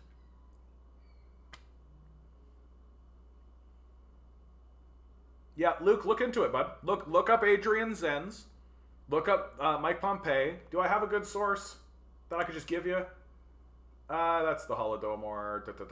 I feel like I've got a good one, bud. Give me a second. Is this a good one? Hold on. Yeah, to really discuss and understand what's going on in Xinjiang, understanding the EITM matters. That there is a refugee crisis that is going on from. Yeah, here's a good one. I'll give you this, bud. Is it going to pop up? Yeah, there we go.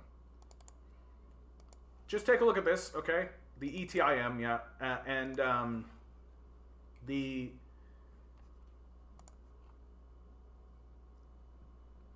absolutely, Luke. I'm really trying to work on being on trying to spread the truth about this kind of stuff and trying to spread skepticism against our own nation, because we are doing the wrong things. We are acting foolishly. Like we are acting as though we are king shit of Turd Mountain and that we are going to dominate this place with bombs. Like, it's not going to work. It's not going to work. And stuff like this, the Uyghur genocide stuff, it's like, and Luke, let's just lay it out. Like, let's be honest with one another, right? Like man to man, deeply serious. Not one single fucking American cares about any Muslim anywhere. Okay? Like, let's be fucking real here.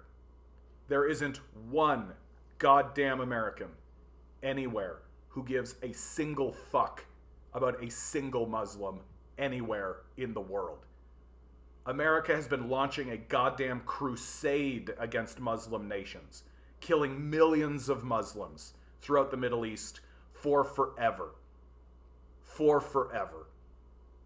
And the idea that now, oh, there are Muslims in China.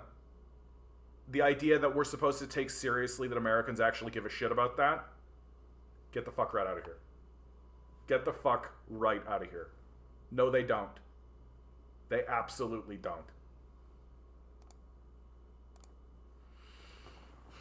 Adrian Zenz, and it's Z-E-N-Z, Zenz, and I need that other guy you mentioned earlier about the Holodomor. That would be Grover Fur.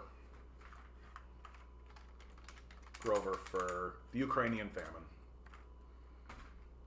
Grover Fur, basically what happened, bud, is that they opened the Soviet archives, Putin opened the Soviet archives, and there are lots of academics who have gone into the Soviet archives and have basically come out of the Soviet archives saying, have come out of the Soviet archives basically saying, yeah, there was a famine, surely, but the Soviets were actually trying to ameliorate the famine, and certainly were not planning a genocide. So Grover Fur is probably the most sympathetic to the communist project, so that's why I use him. But there are others, and it's becoming a matter of record. I'm Canadian too, Luke. Where are you from, bud? Where are you from? Yeah, COVID really woke me up to the propaganda machine. Yeah, it would. It would, dude. Black Shirts and Reds, Chapter 3 is pure gospel. Everyone read it tonight. That's Michael Parenti's Black Shirts and Red. Yeah, Michael Parenti, absolute king, absolute God king. Ugh. It's going to be a sad day when he goes. I'm going to miss Noam Chomsky, too. Yeah, there's a reason they switched to calling it climate change from global warming. It's all about fear. Yeah. I mean, there is that the narrative, the language between climate change from global warming changed under the Bush administration because they found that global warming was actually scarier than climate change. The climate change was responded more with like, oh, okay, huh, interesting, than global warming, which people responded with like, oh my God, global warming. Because climate change, global warming is actually very serious. It's the most serious existential threat that we're looking at. Far more serious than anything else that's on the table. Like, I regard global warming, climate change as more serious than nuclear war. I think it's a very, very serious situation, and we're just not doing it. I care about all people except people pushing this trans ideology. So, Luke, I would like to encourage you to really abandon this position that you are taking against trans people. That trans people in the society are a vanishingly small minority, that the issues that the trans community are facing are truly between trans individuals and their doctors, truly, that a lot of what's going on in regards to trans people is outside kind of fringe moments that don't really deserve the attention that they're getting.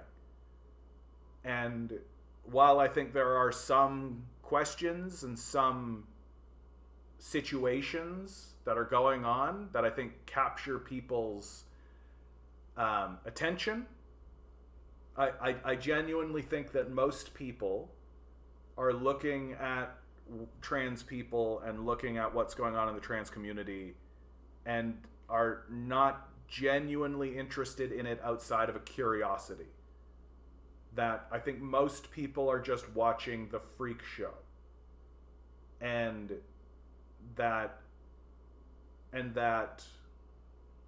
trans people, that the trajectory of the politicization of trans issues historically in Western nations is very negative. Like the Hitler and the Nazis literally burnt down libraries about that included trans study, and the scapegoating of small minority groups is a very scary thing to see in the society. And I don't actually genuinely believe that the concern that people are that the concerns that people are bringing up about the trans issue is honest. And okay, so this is a good pivot. It's not trans people. Good. It's the exposure to our children. Well, okay, I don't think there shouldn't, we shouldn't be, like, I think, like, it's not a crime. It's not a sin. There's nothing wrong with it. Children should know what trans people are. They should know about trans people. Like, I don't have a problem with that. But this point, the constant in your face about it all, I think this is worth bringing up. That what has happened is that the system of capital has found that people will buy stuff if we take trans people and put trans people in your face and stir up controversy about this issue that should not be an issue at all. It shouldn't be something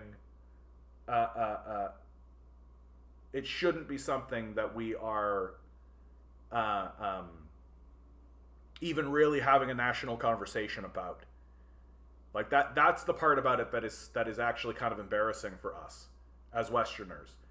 Is that, like, trans people exist. We should say, oh, trans people exist. Interesting. That's an interesting fact about our reality. Oh, they need medical attention and some kind of connection to professional services. Okay, great. Well, they'll deal with that because they're the one that's dealing with that, and the doctors that are doing it are the ones that are dealing with it. So, conversation over as far as we're concerned, right? But what's happening is that big cultural organizations, and Compton, a big voice here on the channel. I've spent the last 39 years with heterosexual representation in my face constantly, yeah? It does cut both ways, doesn't it? But I do think it gets weaponized. I do think it gets weaponized in the culture. And I think it gets weaponized because the system of capital understands that controversy sells. That you can get people hate watching. You can get people looking at what you're doing and hating a group, and then that makes you money. And if you can sell them a product that has a symbol on it, you can sell them a product, you can sell them a hat, you can sell them something. So, okay, good. Luke's airing it out. So let's air this out. Kids are molded by their environment. I believe we're screwing up a generation of confused or gay kids into mutilating their bodies. So this is something that I think needs to be addressed, which is that from our perspective, Luke, first of all, it isn't happening, but from our perspective, there is sort of this question that sort of looms right? That says, where did all these trans people come from, right? Suddenly there's a bunch of trans people. Suddenly every other person seems to be trans, right? Suddenly there's all this kind of stuff going around. And it must be that something happened in the environment, or it must be that something changed to make these people believe that they are this way. That's sort of the line of reasoning that I see a lot. My response to this is that those trans people were always there. It's just now there's a little moment because of the gay community and the whole gay marriage and that whole trajectory. There's this little moment of openness in the society that the trans community has stepped through and has revealed themselves to the world, and is basically showing that there was always a bunch of trans people, that there was always a bunch of these people. They just knew that if they came out and said, I'm trans, we would kill them. And that isn't hyperbolic. That if you go back as early as 30 years ago, trans people would be hunted and lynched in this society. So it's not that there are suddenly a bunch of trans people and that something must be making them this way. It's that they always were here, and now is the first time that we were able to see them with a slightly diminished threat against their very existence. That if 40, 50 years ago a man wore women's clothing and asked to be called a woman, he would experience, and she would experience, significant violence. And that's somewhat diminished. Somewhat. And so now people are feeling more free and open. And of course, far-right forces, you can see this with Matt Walsh, who calls himself a theocratic fascist. So he's essentially a Nazi. Creating documentaries called What is a Woman?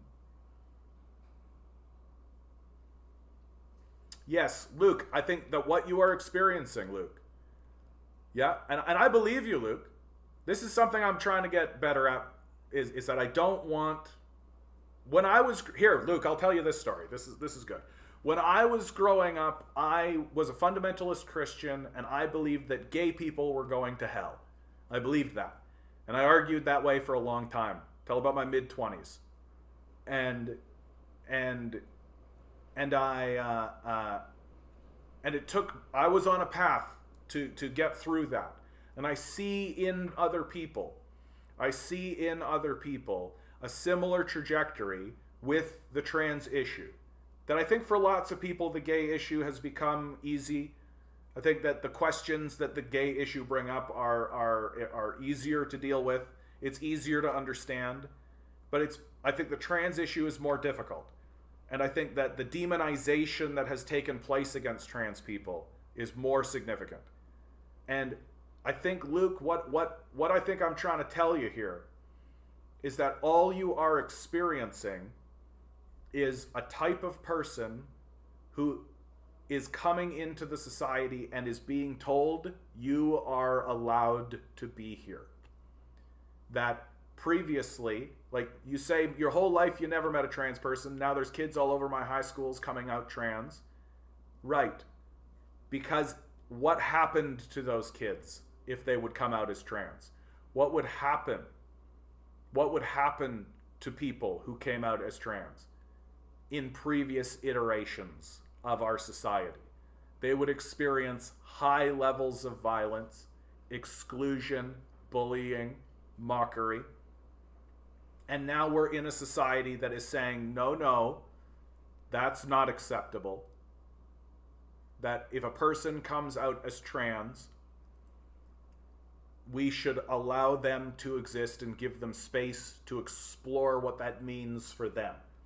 And I also do think that what you're seeing, because it's a spectrum. It's because it's a spectrum. I think what you do see in the society is lots of people who come out, and kids will do this, will come out as a trans person and make that big statement, and then as they age, they start to sort of figure it out. Where are they actually on the spectrum? Because it is a spectrum. It's not a binary. It's not male female. It's a spectrum. And I think people are starting to feel as though they can come out and express these things. They're feeling like they can actually involve it. And what we are learning through this moment with the trans community is that human sexuality and the idea of gender is far more complex than we initially believed. That it turns out, Luke, that the universe and the earth that spawned us is far more creative than our imaginations. And that's really what it comes down to. It's that what we are struggling with, and what I struggled with, was coming to terms with the fact that reality is more creative than my imagination.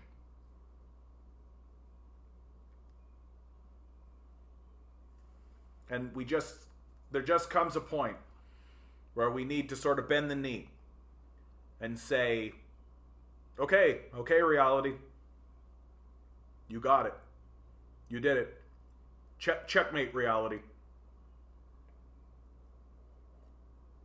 That the power of the universe is bigger than our own imagination.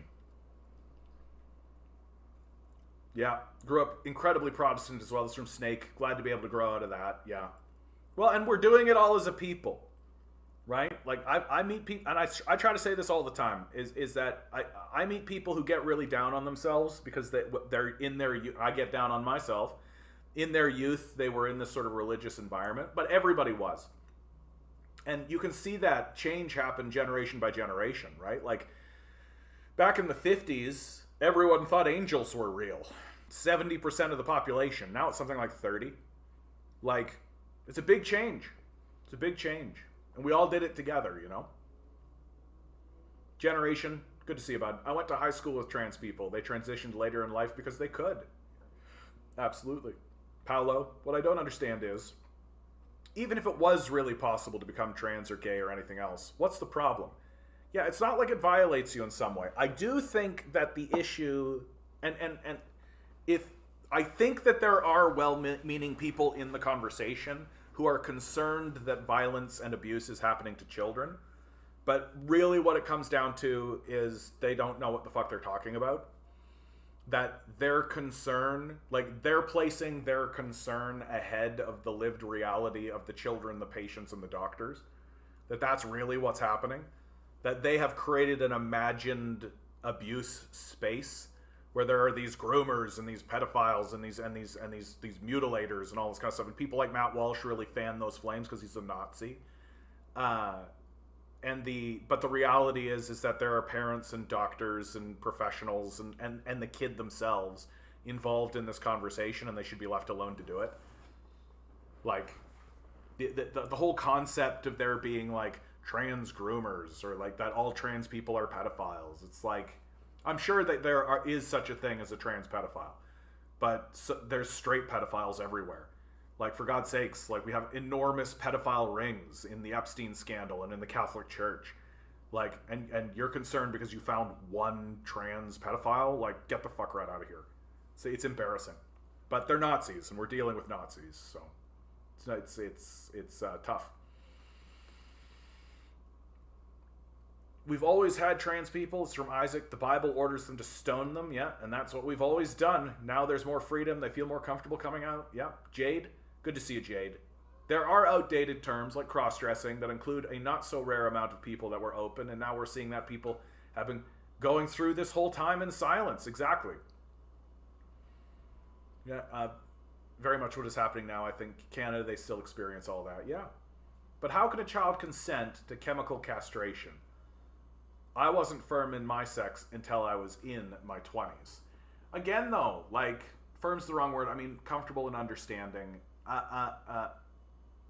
So, Luke, again, I really think that like this concern that you bring up is such a vanishingly narrow amount of people in the conversation, like such a vanishingly small amount of people in the conversation, and that the things that you are talking about are reversible, and the things that you're talking about are like they're not permanent changes, and like we tend to talk about these things as if they are this big, enormous, and then when you actually look at what it means, it really does mean like the kid takes a pill, and as long as the kid takes a pill, then that's what's happening. And then if the kid decides, oh, you know what, I don't want to experience this anymore, the kid stops taking a pill, and then the detransition happens and all this, and it's such a small, narrow, like vanishingly insignificant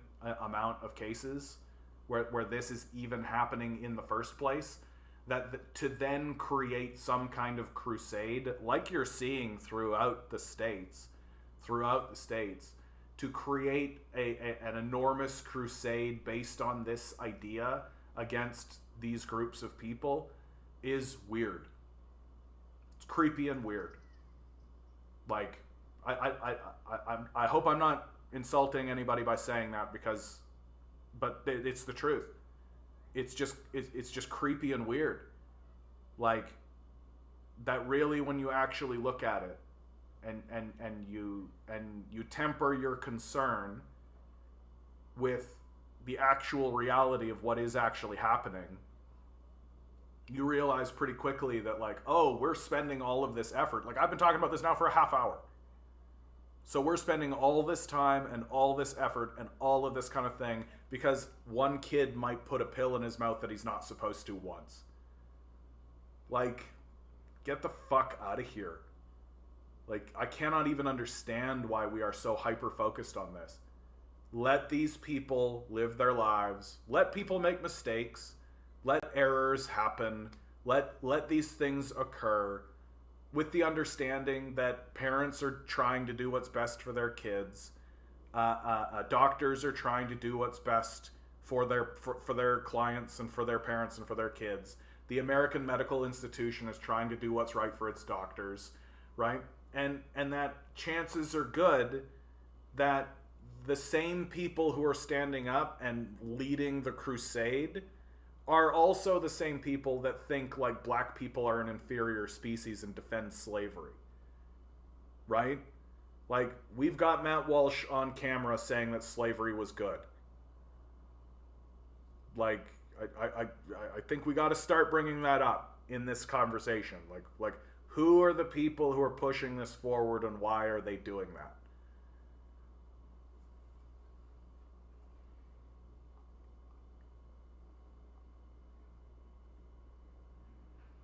Because all old terms were coming from an outside place of misunderstanding to begin with, too. Yeah, so guys in dresses was their ignorant perception.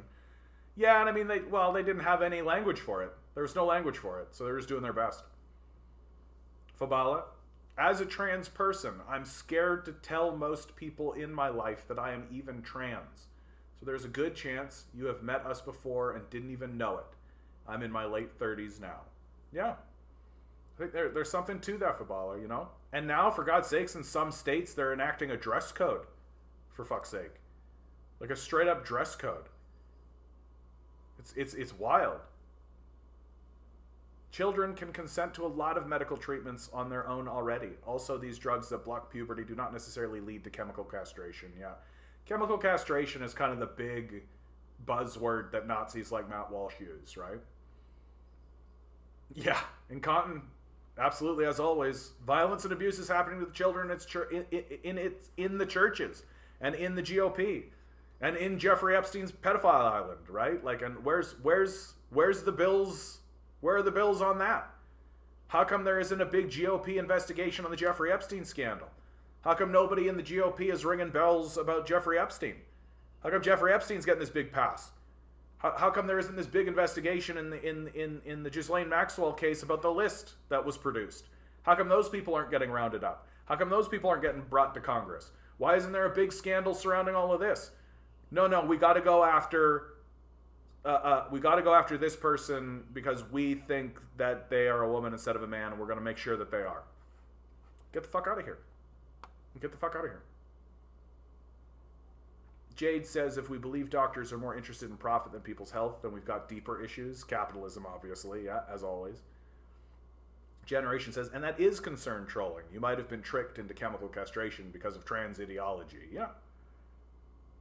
Conton says, in big capital letters, make sure everybody knows, I was prescribed Viagra. I was afraid I would go blind. My doctor said I wouldn't go blind. No doctor is seriously giving children something that would castrate them. Yeah. Conton just wants everybody to know he's got an in for some Viagra. Good to know, Conton. Good to know. The chemical alterations to the body, unless surgical action is taken, is not permanent. Yeah. The surgery is not easy to get. You have to met a high degree of standards to even get surgery. Yeah. The same people you trust to fight your cancer is the same people prescribing puberty blockers. No, I don't think so, dude. Like, anytime I've taken a look at the drugs, here's what Nazis like Matt Walsh do. They take an ingredient in the drugs and they go, oh my god, that same ingredient is used in this other drug that's a horrible, dangerous thing. Because people like Matt Walsh are purposefully illiterate on purpose. That it's the combination that matters. The fact that there is one thing that exists within the drug that is also used in some kind of poison or something, right? It is meaningless. It's completely meaningless. Because it's the combination of the chemicals that matters, right? Like, I'm sure that you looked at what some of these far-right lunatics had to say, and they were like, oh my god, clifrocatrawlblin. That's also used in a poison that we administer to I don't know, horses or something. It's like, okay, so what? It's because they're not telling you that it's the combination, because they're purposefully illiterate and they're misleading you on purpose because their agenda is to murder trans people. That's the agenda of people like Matt Walsh, because he's a Nazi.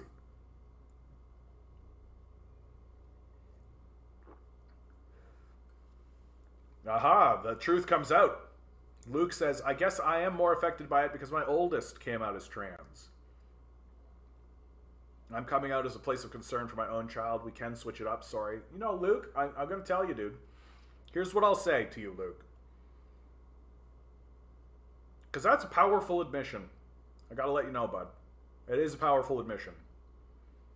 I get the sense that you're just trying to understand something that you don't understand. And I can really respect that. I went through exactly the same situation with homosexuality.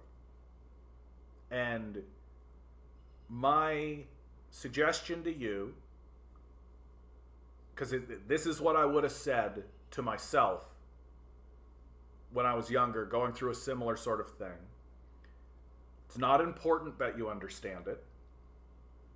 You will, but that's not what's important. What's more important is that you investigate the questions in yourself and you understand that what is happening is that you are projecting into the world something that you actually are struggling with yourself.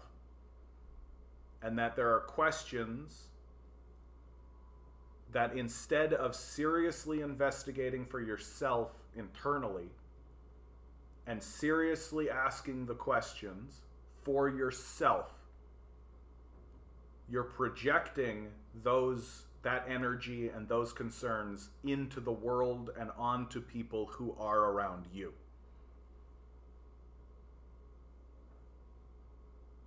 Sit yourself down. Look yourself in a mirror. Ask the question of yourself and accept the answer that comes about. It doesn't matter what you think of what somebody else's journey is. The reason why you're concerned about this is because you're concerned for yourself. and you're not taking it seriously. Ask the question. Your life will be better for it.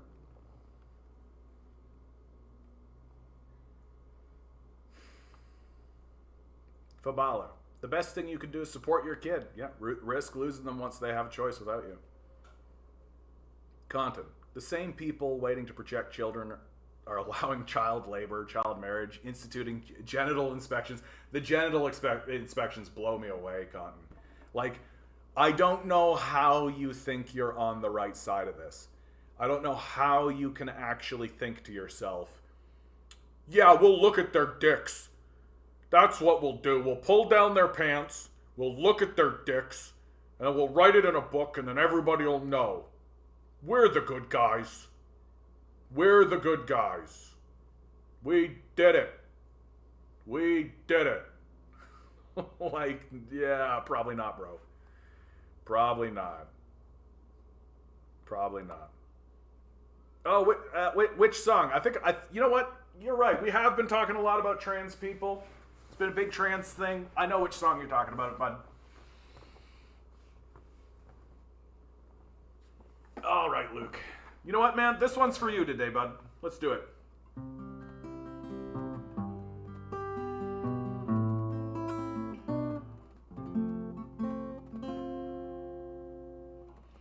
I was just a little boy when my mom and dad divorced.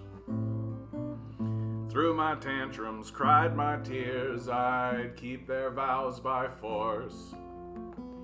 Now that I'm an older man, I see I had to be this way. My love for them, it keeps on growing each and every day. Time passed me by so swiftly, I could have been a better man. And every day I'm trying to do the best things that I can. And though they're not the people I expected they would be, well, I love them all the same. I just want them to be free.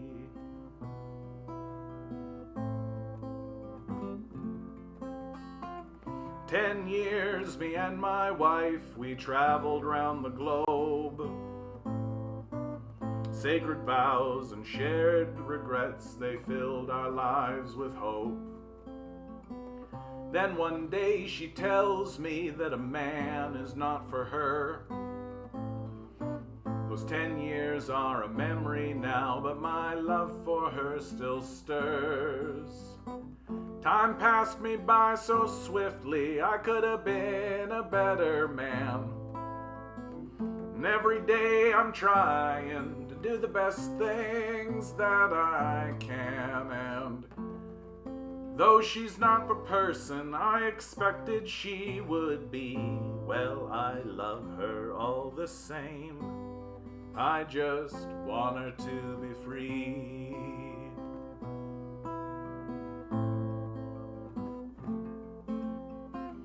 My love had a little girl, a scrappy tomboy type.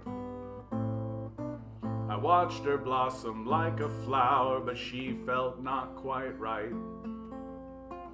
Then one day she told me she's a young man, not a girl. I picked her up and held her close, then sent my son into the world. And time passed me by so swiftly, I could have been a better man. And every day I'm trying to do the best things that I can. And though he's not the person I expected he would be, well, I love him all the same. I just want him to be free. And though they're not the people I expected they would be, well, I love them all the same. I just want them to be free.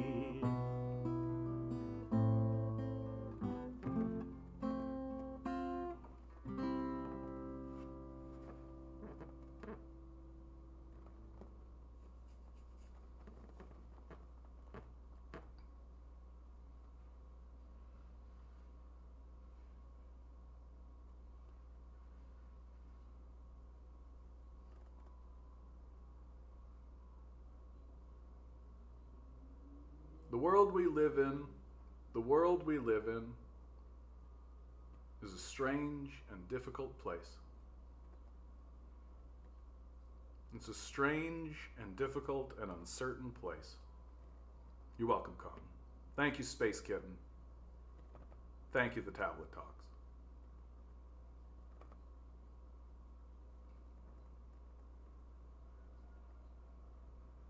And as we struggle as a people with the uncertainty,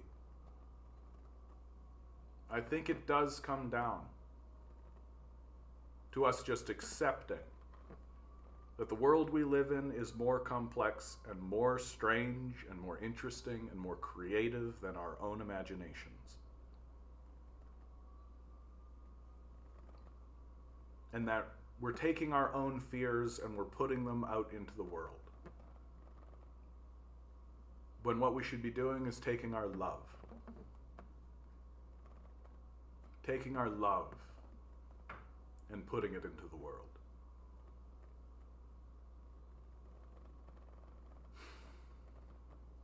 Isaac says, I know people who think homosexuality is a choice. I ask them if they would put themselves in a position where they are hated, discriminated, and sometimes even get killed. They don't know what to say. Yeah, that was a very convincing argument when I was struggling with homosexuality, with that issue, that it came from a black woman and a black lesbian. And she said exactly that. She was like, who would choose this?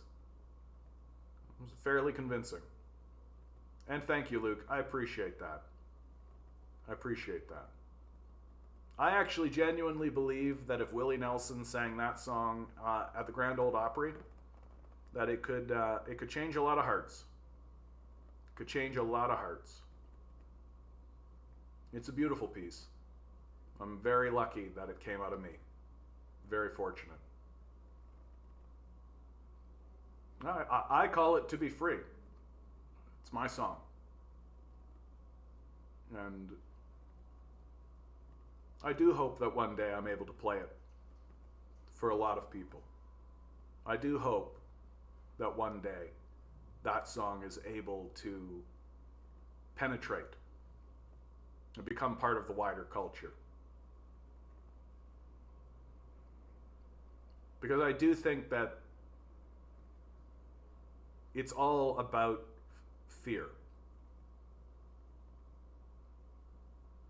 Because fundamentally, the reason why the gay issue went away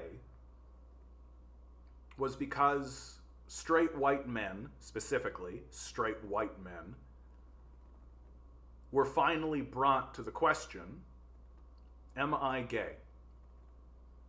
That all of the struggle and all of the fight and all of the condemnation and all of the issues and all of it was because straight white men lack the emotional capacity to actually ask the question of themselves seriously, am I gay? And finally, when their sons and their daughters and their wives, and when people in their community were coming out as gay, and their culture is saying it's okay to be gay, and all of the struggle and all of that, you got shows like Will and Grace on television showing how harmless these people are. Finally then, straight white men were able to look at the mirror and go, am I gay? And for the most part, they all went, nah.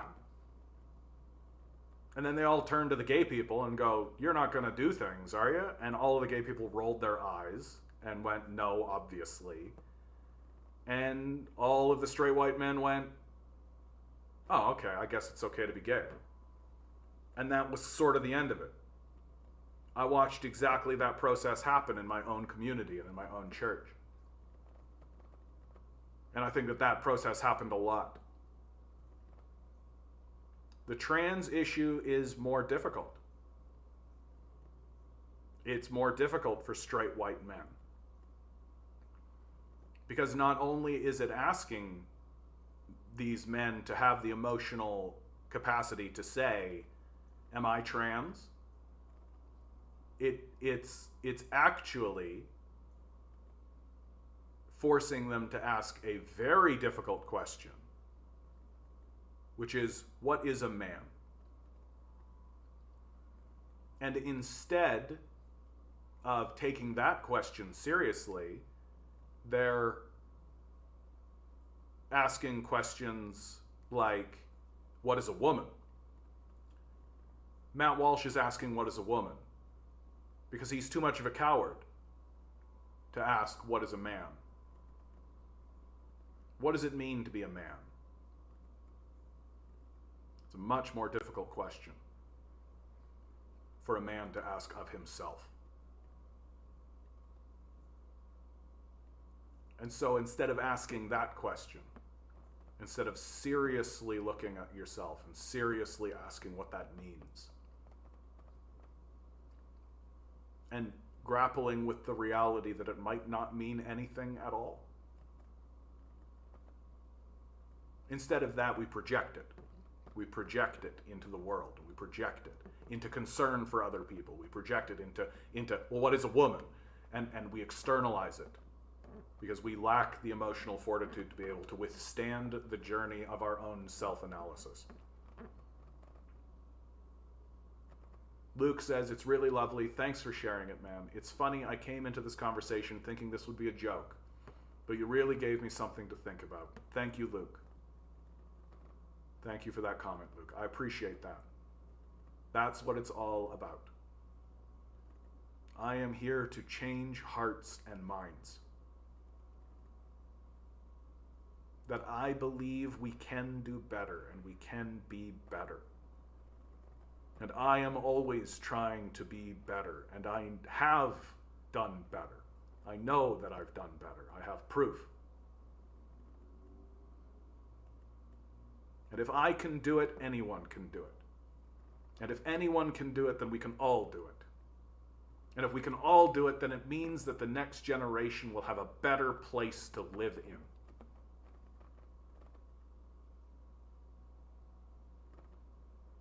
And what's the point of being here? What's the point of being alive? If not to ensure that the people who are coming behind you have a better place to be.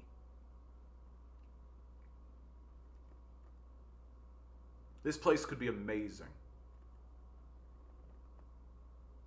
Transit could be free. Libraries could be free, well-funded and well-stocked. School could be free. Medical system could be free. Everyone could pursue the thing that they think is valuable and bring that into the world and manifest that into the world. We could be a truly free people.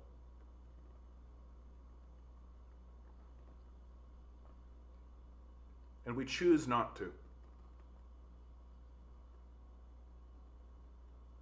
We choose not to.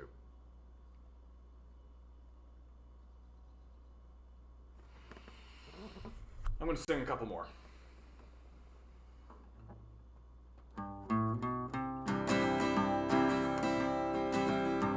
These times they are uncertain, of that there is no doubt, and nobody can tell me quite what it's all about. The heartbreak and the loneliness, the chaos and the fear will make even the strongest cry, I wish my ma was here. A soldier on a battlefield fights for a rich man's gold. The bullet cracks into his spine, he knows he won't grow old. And as the tears come streaming down, at once his mind goes clear. The war was fought for nothing, he cries, I wish my ma was here. A lively story well in hand, a joke to soothe your soul. And when it came to arguing, she'd forgive and let it go. And when I cried, she held me, told me it's okay, my dear. And as we face these darkened days, I wish my ma was here. And as we march into the streets, as all the righteous do, we'll raise our voices to the skies. They cannot stop the truth. And as we tear their structures down, we'll raise a victory cheer. We made the world a better place, and I wish my ma was here. Yeah, we made the world a better place. I wish my ma was here.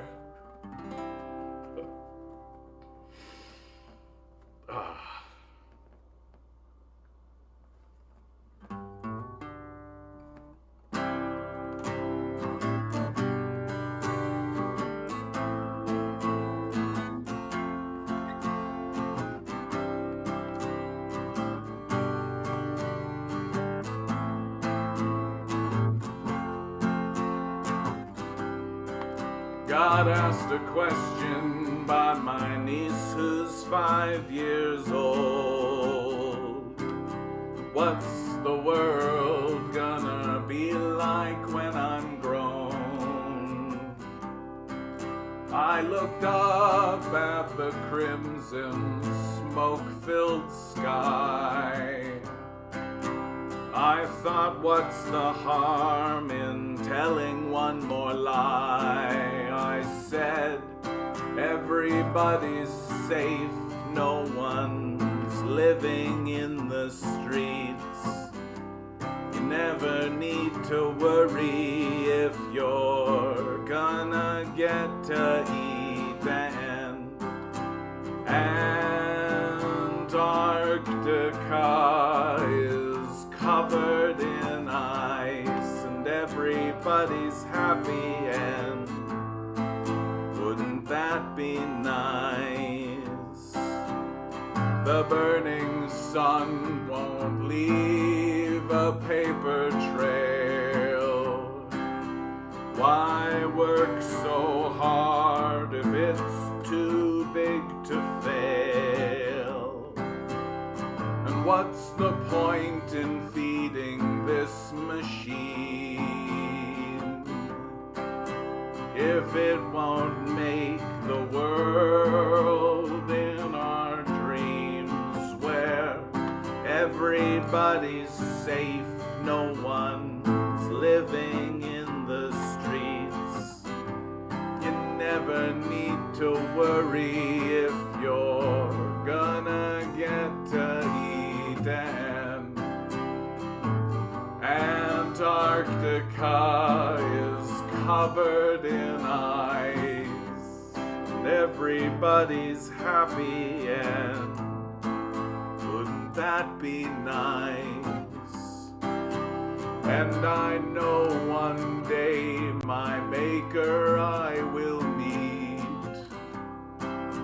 when death's sweet kiss comes to sweep me off my feet. I hope by then we've learned a little more. I'd like this place to be better than before, where everybody's safe, no one's living in the streets.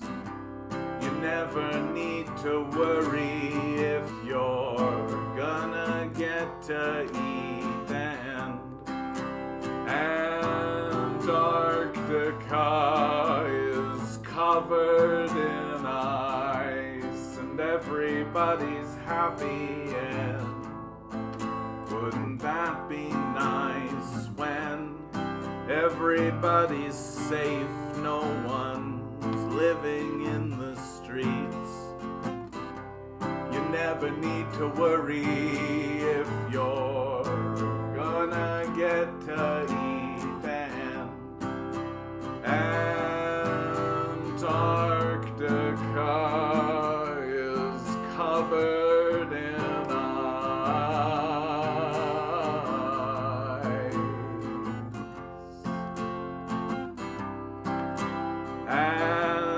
Antarctica is covered in ice.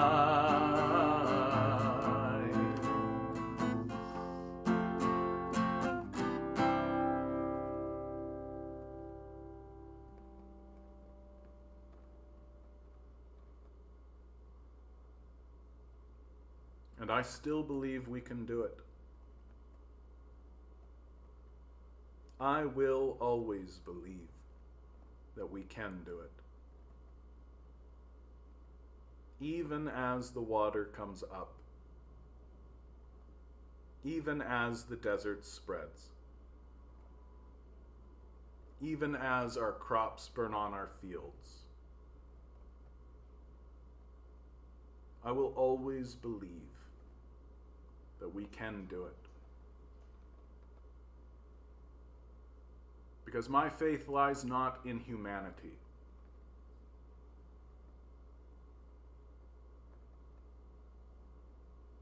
The world was a garden before we even got here.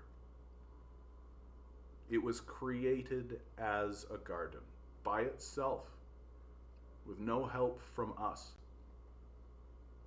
That it created us. That for all of our conversation of how we have dominated the globe, well, the earth will have the final say. And the earth is more than capable of healing itself. Thank you very much. We don't need to be clever. We don't need to be smart, resourceful, intelligent. We don't need to make something or do something. And we certainly don't need to rely on the structures that got us into the problem in the first place. Truth be told, if we want to be here, to witness the absolute miracle of the earth healing itself, then all we have to do is stop.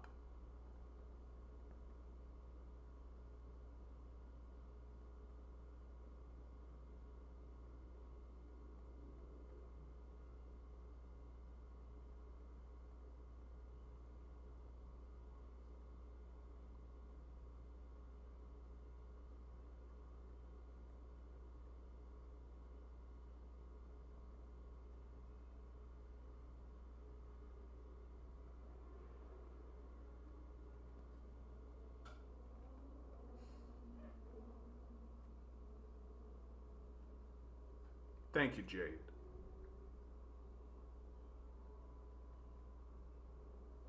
Thank you, Jade.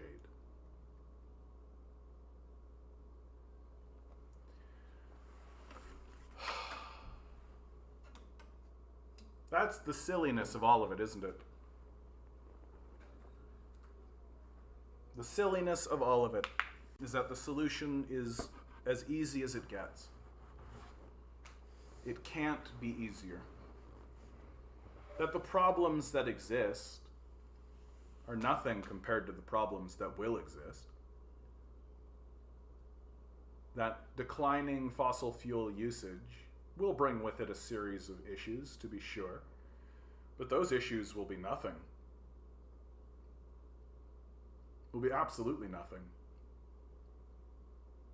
compared to the issues that we are going to face. And we are going to face them. I don't think we should pretend. On that note, it is worth pointing out. Thank you, lad. I appreciate that, bud. Good opportunity to say to everybody, right? Like, share, subscribe. If you have $1 jangling around in that pocket, think about donating. I appreciate it. And again, thank you, Led, and thank you to all my Patreons. Thank you to the people who are supporting me. If I can get 400 people donating $5 a piece to my Patreon, I can start doing this full time. And just as I believe that we can actually resolve this problem, I believe that I can get there too. That it's outside of my control. That it's up to you, universe. You're in control of it. Maybe see if you can bump the algorithm's shadow ban of me off. How about that? Huh? I used to get like 400 viewers at one time on TikTok. Now I've got 4. Is how it is.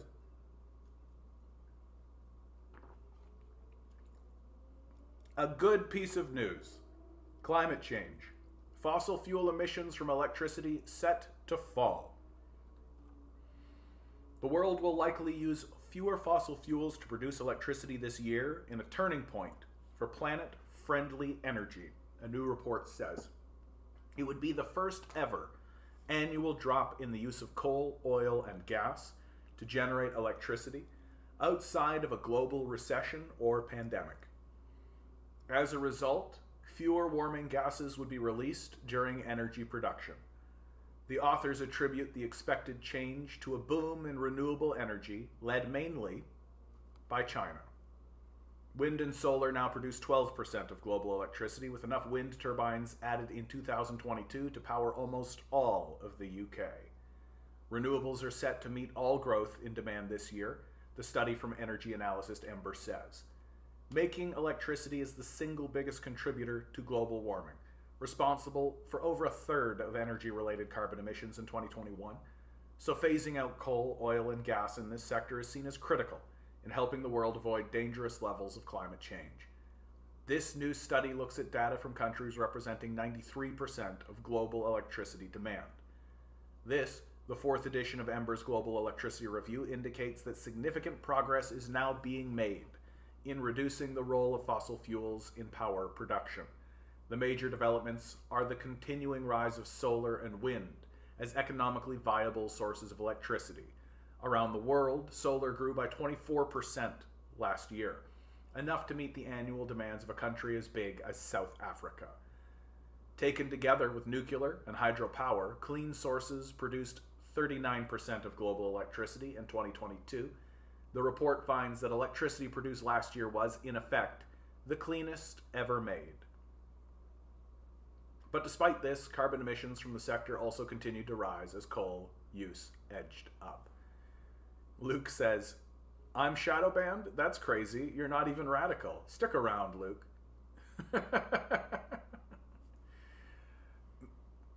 I know lots of communists and socialists. Good to see you, Command Genius. I know lots of, this might surprise you, Luke. I know lots of socialists and communists that get shadow banned and have actually been banned. There is a fellow on TikTok by the name of Midwestern Marks who gets his account banned about once every 2 to 3 months. He's been banned 7 times, I think. He's working on his 8th now. And we are actually amidst a very heavy McCarthy-style purge because the capitalist class understands that communism and socialism is its biggest threat. That the biggest threat to the capitalist ownership class isn't like a coup of the government, or isn't like even a competitor. It's communism removing power from the capitalists completely, which is fundamentally the goal of any communist project. That the ruling capitalist class, here, Luke, this is it. Like, you're about to hear the reason why I'm shadow banned, and the reason why I'll probably get banned eventually. The owners of the society need to have all of their assets removed, They need to have all of their wealth removed, all of it, removed, redistributed into the society. We need to erect a government that excludes them from participation completely, that works on behalf of the working class exclusively, what's called a dictatorship of the proletariat in the language, that refuses to even give the capitalist class a voice to be heard, that obliterates from the culture the very concept that capitalists have value. That even standing up and saying that capitalists have value should be seen as vulgar and repugnant to us. You see why now, Luke? You understand? No capitalist enterprise and no capitalist system is going to platform communists. That the only reason they don't explicitly ban us is because that would be the controversy. That they just quietly shadow ban people, and they just quietly ban people here and there selectively. It's just quietly done, right? But we are in a period of, like, if McCarthy had this power, he would use it, and he would have used it more aggressively, right? And that'll happen.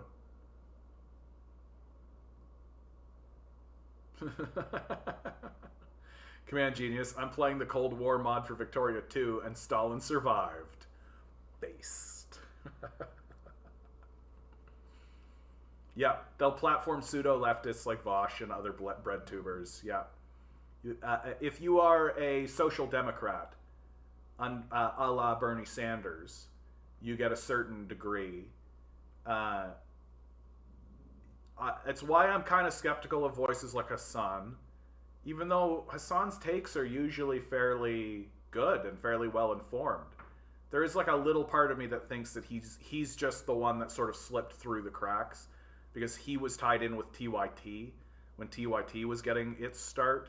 Like, his uncle is the Senkuger, I think is his name. Like, that's his uncle. And so he was able to kind of use that as a platform to step off of, and that gave him a little bit of elevation. But of course, Hassan is kind of politically inactive and treats it like a business mainly. That's wild, because it sure feels to me, at least, like Canada is shifting towards a form of major socialism or communism. Oh boy, really? What makes you say that, Luke? Because my perspective is pretty much not the opposite. Like, I don't think we are declining into a state of like total fascism or anything like that. But I don't see Canada moving to like a major socialist or communist. Like, Justin Trudeau is basically like, take a look at what he did over COVID, right? Like, he erected a basic income program in the CERB and then dismantled it. Like, if he had have maintained it, then you could make the argument, I think, that he's got a socialist inclination. But the Trudeau Liberals have been fairly in lockstep with the capitalist ethos and with the capitalist idea. Like, they've been forced to implement some kind of dental kind of thing, but that's because of the NDP, really, which it's all very tepid, you know. Tepid would be the word that I would use to describe it. And really, let's be honest, like, all of this change that the NDP and the Liberals are trying to implement, all of it's going to get washed away with the Conservatives when the Conservatives come in, right? Bill C-11 is basically nothing, dude. Like, all Bill C-11 does is, and I'm not a liberal, like, I'm not pro-liberal. Like, the Conservatives have done a really good propaganda job with Bill C-11 to try to convince people that this is 1984 and internet censorship and all of this. Literally all Bill C-11 does is it extends legislation that exists in the Broadcasting Act to the internet. So all it's going to do is it's going to mean that you're going to go to YouTube and there's going to be a line in your YouTube feed, right? Like all of this, right? There's going to be one line here that that is going to say Canadian content. And then that'll be full of Canadian creators. So you'll end up with like one bar that says Canadian content. And so really Bill C-11 ostensibly would help someone like me, right? I'm a Canadian content creator. And I don't fool myself. I'm never going to make that. Like, that's not going to happen. They're going to get rid of me before that happens. But it does mean that Canadian content creators are going to be able to get seen more easily on YouTube, Facebook, all of these places, because they're going to put in like a little bar that just says Canadian content, and they'll show Canadians making Canadian content. And it's pretty much the same as the Broadcasting Act and its expectations of broadcasters in Canada, that a certain percentage of the content that gets created and put on the airways on channels that are broadcast in Canada need to be Canadian content. That's all it is. Like, that's literally all it is. And it's just the Conservatives saying, this is internet censorship. Oh my God, this is the Trudeau government trying to take over. What a fascist decision, all that kind of stuff. And Trudeau doing things like evoking the Emergencies Act has kind of allowed them to do that. And people believe it. But Bill C-11 is fairly banal. It's the type of legislation that like legislators actually, like, it's essentially the baseline of what legislators should be legislating. Like, the Conservatives will legislate something like that. Like, the Conservatives will come in and they'll pass a piece of legislation called Bill C-4, Bill C-12, right? It'll be essentially the same legislation, and it'll do essentially the same thing. And because it's exactly why you have a government. Like, you have a government to do exactly that kind of thing. It's like completely uncontroversial. Like, that's the part about it that I think is so difficult and so absurd from my perspective. Is that Bill C-11 is a non-controversial, it's uncontroversial. Yeah, shadow banning is censorship for sure. Yo-Yo Gaming, how you doing, bud? I'm not ignoring you, dude. Thoughts on Ukraine versus Russia? Big question, dude. Like, where can you get more specific? Like, thoughts on it at this exact moment? Thoughts on the lead up to it? Like, can you get a little bit more specific with your question, bud? I'd be happy to talk about it. We're in sort of the waning minutes, so I'll happily talk about it. But I don't want to get into a big historical analysis if what you're looking for is like today. Who do I support? That's a tough question. You know what, dude? I'll just do the whole thing. You seem to want it. So the long and short of it, here, I'll do it this way, okay? The story begins.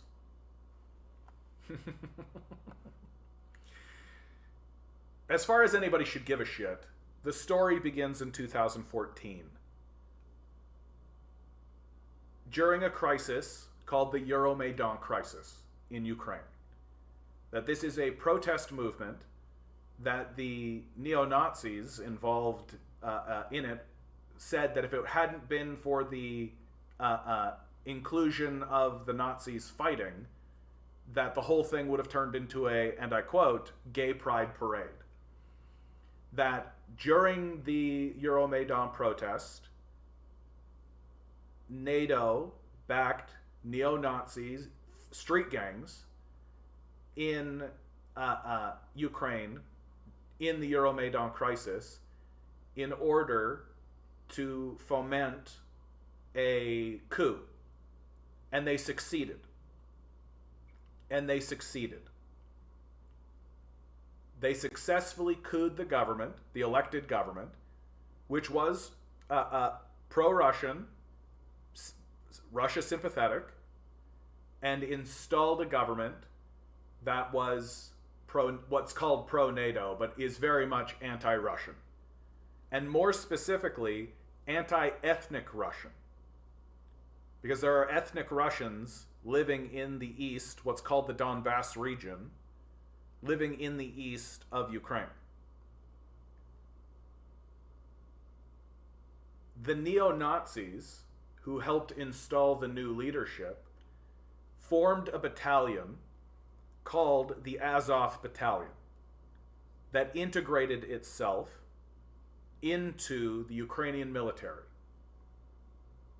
The Azov Battalion is explicitly Nazi. It uses the SS symbol as its crest. You can find footage of parades. You can find footage of them openly doing the Nazi salute and holding Nazi celebrations. This organization goes to the Donbass region, the regions of Donetsk and Luhansk, as well as Mariupol, and begin shelling the people, the ethnic Russians there. The government passes legislation to make it a crime to speak Russian, to make it a crime to write in Russian. The attack against ethnic Russians happening in Donetsk and Luhansk between the period of 2014 to Putin's invasion, a period of 8 years, kills 14,000 people, estimated. There are massacres where neo-Nazis round people up, chase them into buildings, and then light the buildings on fire.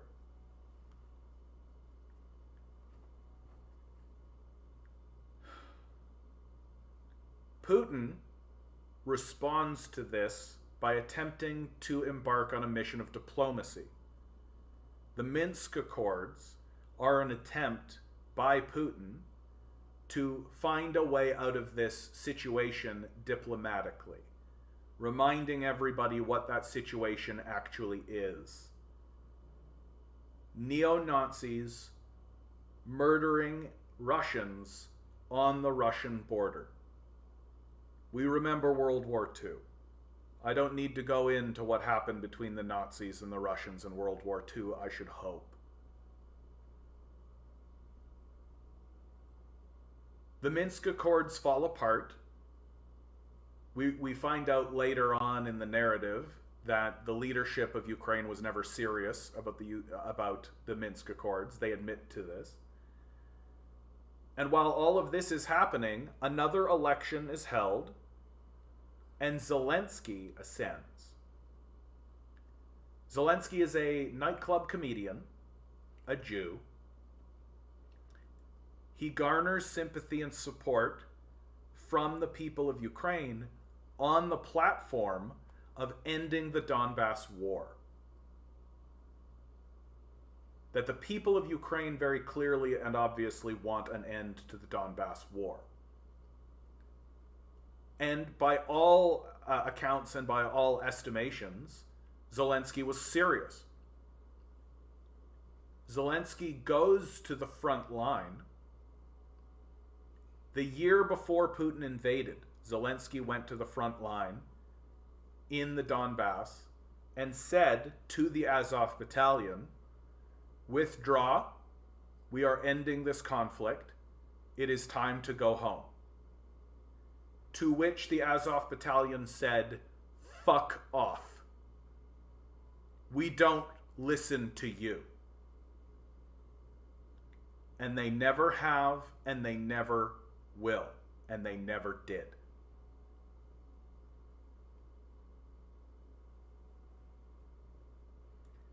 Azov is directly funded by NATO. They are backed by NATO forces. They don't care what Zelensky thinks. That's why the deflection using Zelensky, but Zelensky is a Jew, how could there be Nazis involved, is so laughable and silly. Because the Nazis don't care what Zelensky thinks. Zelensky's not in control. That he is essentially ruling with a gun in his back. And if the gun isn't a Nazi gun, then it's a NATO gun.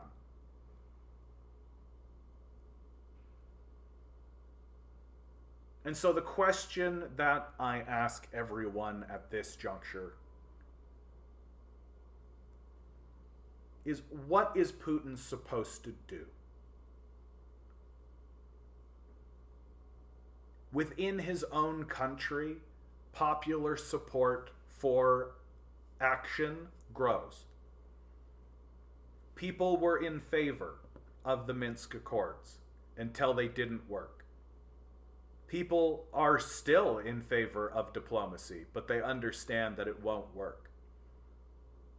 The support for a direct intervention was growing so seriously under Putin that he was beginning to be concerned that they would get rid of him and replace him with someone who would intervene. That Putin didn't decide to intervene, he was brought to an intervention.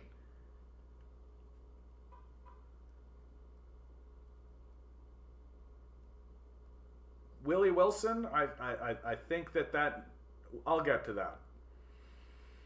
And so the question is, what was Putin supposed to have done? He's got Nazi groups shelling ethnic Russians on his border. If he stands by and does nothing, he will be deposed. The Russian people will not watch Nazis kill Russians on the border. They will not.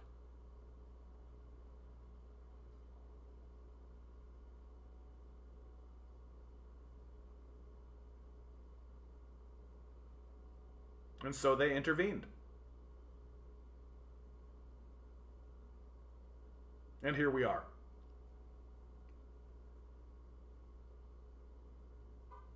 Willie Wilson. Okay, so the Ukrainians killing ethnic Russians in 2014. In the USSR time, the Russians made a famine in Ukraine, killing many people, and they were still exporting food. This is a Nazi propaganda narrative that has been widely debunked. I've done it today. That the you can take a look. I have the article right here. You can take a look at Grover Fur. I'll give it to you here, Willie. That we have opened the Soviet archive. Putin opened the Soviet archive. Many good academics have gone into the Soviet archive, and what we have found very clearly is that there was a famine in the region, that the region was a famine-stricken region, and that the Soviets were most definitely sending food and seed and resources into that region during the famine. There is literally not a single scrap of evidence to show that the Soviets were actually interested in creating a famine or creating a genocide in that region. I will strongly challenge any source you wish to bring forward that says otherwise. My advice to you, Willie, is to stop spreading around Nazi propaganda. Because that's basically what you're doing. And I understand why, because there's a lot of it going around. But source required.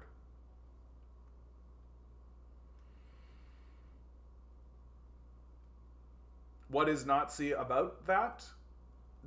There's first of all, it was spread around by the Nazis in the first place. That the Holodomor was an effort by the Nazis, and still is an effort by the Nazis and the CIA to try to create the appearance and the idea that the Soviets are just as bad as the Nazis. That we can let the Nazis off the hook because their enemies were also acting badly, right? It's completely fine to rehabilitate Nazis the way that the West rehabilitated Nazis. Like many of the Nazis who fought World War II end up in NATO, end up in NASA, end up being part of the Western forces, right? And end up with lots of power. And a big part of that is trying to convince people that, oh, sure, the Nazis committed the Holocaust, but the Soviets did the Holodomor. All countries involved in World War II all did bad stuff, even Canada. Sure, but like the Nazis take the cake, don't they? Like the Soviets weren't rounding up Jews in concentration camps. Like this sort of Holocaust, downplaying the Holocaust is a very weird thing that has happened in the narrative. That I'm genuinely supposed to believe that a famine that the Soviets were attempting to ameliorate by any evidence I've ever seen, and were attempting to deal with, and in fact actually solved the problem of the famine-stricken area, that's the same as rounding up all the Jews and incarcerating them and putting them in death camps and then gassing them. Those two things are the same, is what I'm being told. Well, I don't believe it, and I'm not going to accept that. I'm going to use evidence. I don't care what the CIA has to say. I don't care what propagandists have to say. I care about the evidence about what actually happened. And if you want the best evidence of what's actually happened, there's no better place to look than the Soviet archive. Which people have done. So my advice to you, Willie, and I hope you'll take this seriously, is just stop spreading around Nazi propaganda. And don't uncritically believe what the CIA says. Andre, how you doing, bud? Good opportunity. We got a guy named Subscribe, maybe? How about you subscribe, maybe? Huh? How about that? Like, share, subscribe, guys. If you're listening and you're not subscribed, or if you're just in the thing and you haven't hit the like button, hit the like button. Do all the things, hit all the bells, hit all the whistles. Thanks, guys. I appreciate it. Don't forget what the Japanese did. Oh yeah, the Japanese had their whole thing going on, the imperialists. Well, and then don't forget what the Americans did. The only people to actually drop nuclear bombs on civilian targets are the Americans. Like, just absolutely brutal. Just absolutely brutal. Near as I can tell, what the Soviets did during World War II was primarily defend themselves. And then once the war was won on the front line, push into Europe. Seems to be the big crime of the Soviets, was winning the war. The West never forgave them. Never forgave the Soviets for winning that war. My favorite thing that people like to say in order to sort of downplay the success of the Soviet Union was to say, oh, sure, but they were buying American steel. Yeah, America was selling steel to the Nazis too. America didn't care who bought its steel. It didn't care. The only reason, in my view, why America gets involved in World War II is because the Soviets started to win. And America understands that if the Soviets push into Europe, they'll push all the way to Portugal. And that Europe will become communist. So they've got to get involved to meet the Soviets in Germany and prevent the spread of communism into France, Spain, Portugal, and perhaps even Britain. Oh, I love the it was cold argument. What an embarrassing argument. Imagine trying to take this argument seriously. Yeah, it wasn't that the Blitzkrieg was defeated, right? That the encirclement strategy worked. It wasn't the massive sacrifice of the Soviets. It wasn't the superior industrial force. It wasn't that communism is actually a superior economic system that's capable of creating a stronger productive capacity, right? None of that matters. All that matters is that it was cold. Yep, embarrassing. No, I heard the same thing growing up, Command Genius.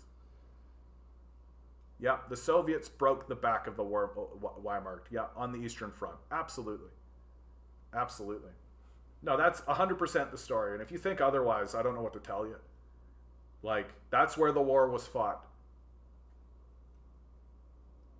Yeah, imagine a world where Stalin ends up in Britain. Yeah, holy shit. Yeah, it'd be a different sort of a place. No, which is it is the reason why I think the Americans needed to get involved, because the Soviets, like, what's the point of launching an invasion that way? What's the point of getting into the beaches of Normandy? What's the point of fighting all through France? What's the point of any of that when you've got this Soviet force trundling in that direction that's more than capable of cleaning this up? That's already organized. That's already a fighting force that has been fighting for some time, and has been fighting Germans, no less. And is ready for this fight, wants this fight, and is coming to claim victory in this fight. Right? What's the point of getting involved? The only point for America to get involved in World War II is to make sure the Soviets don't take Europe. It's the only reason to do it. Because if the Soviets take Europe, then the banks lose. Right? The banks lose big time. Then you don't end up with NATO. You don't end up with any of that. You end up with a Soviet continent. That's what you end up with. So the Americans had to intervene to make sure that fascism stayed alive.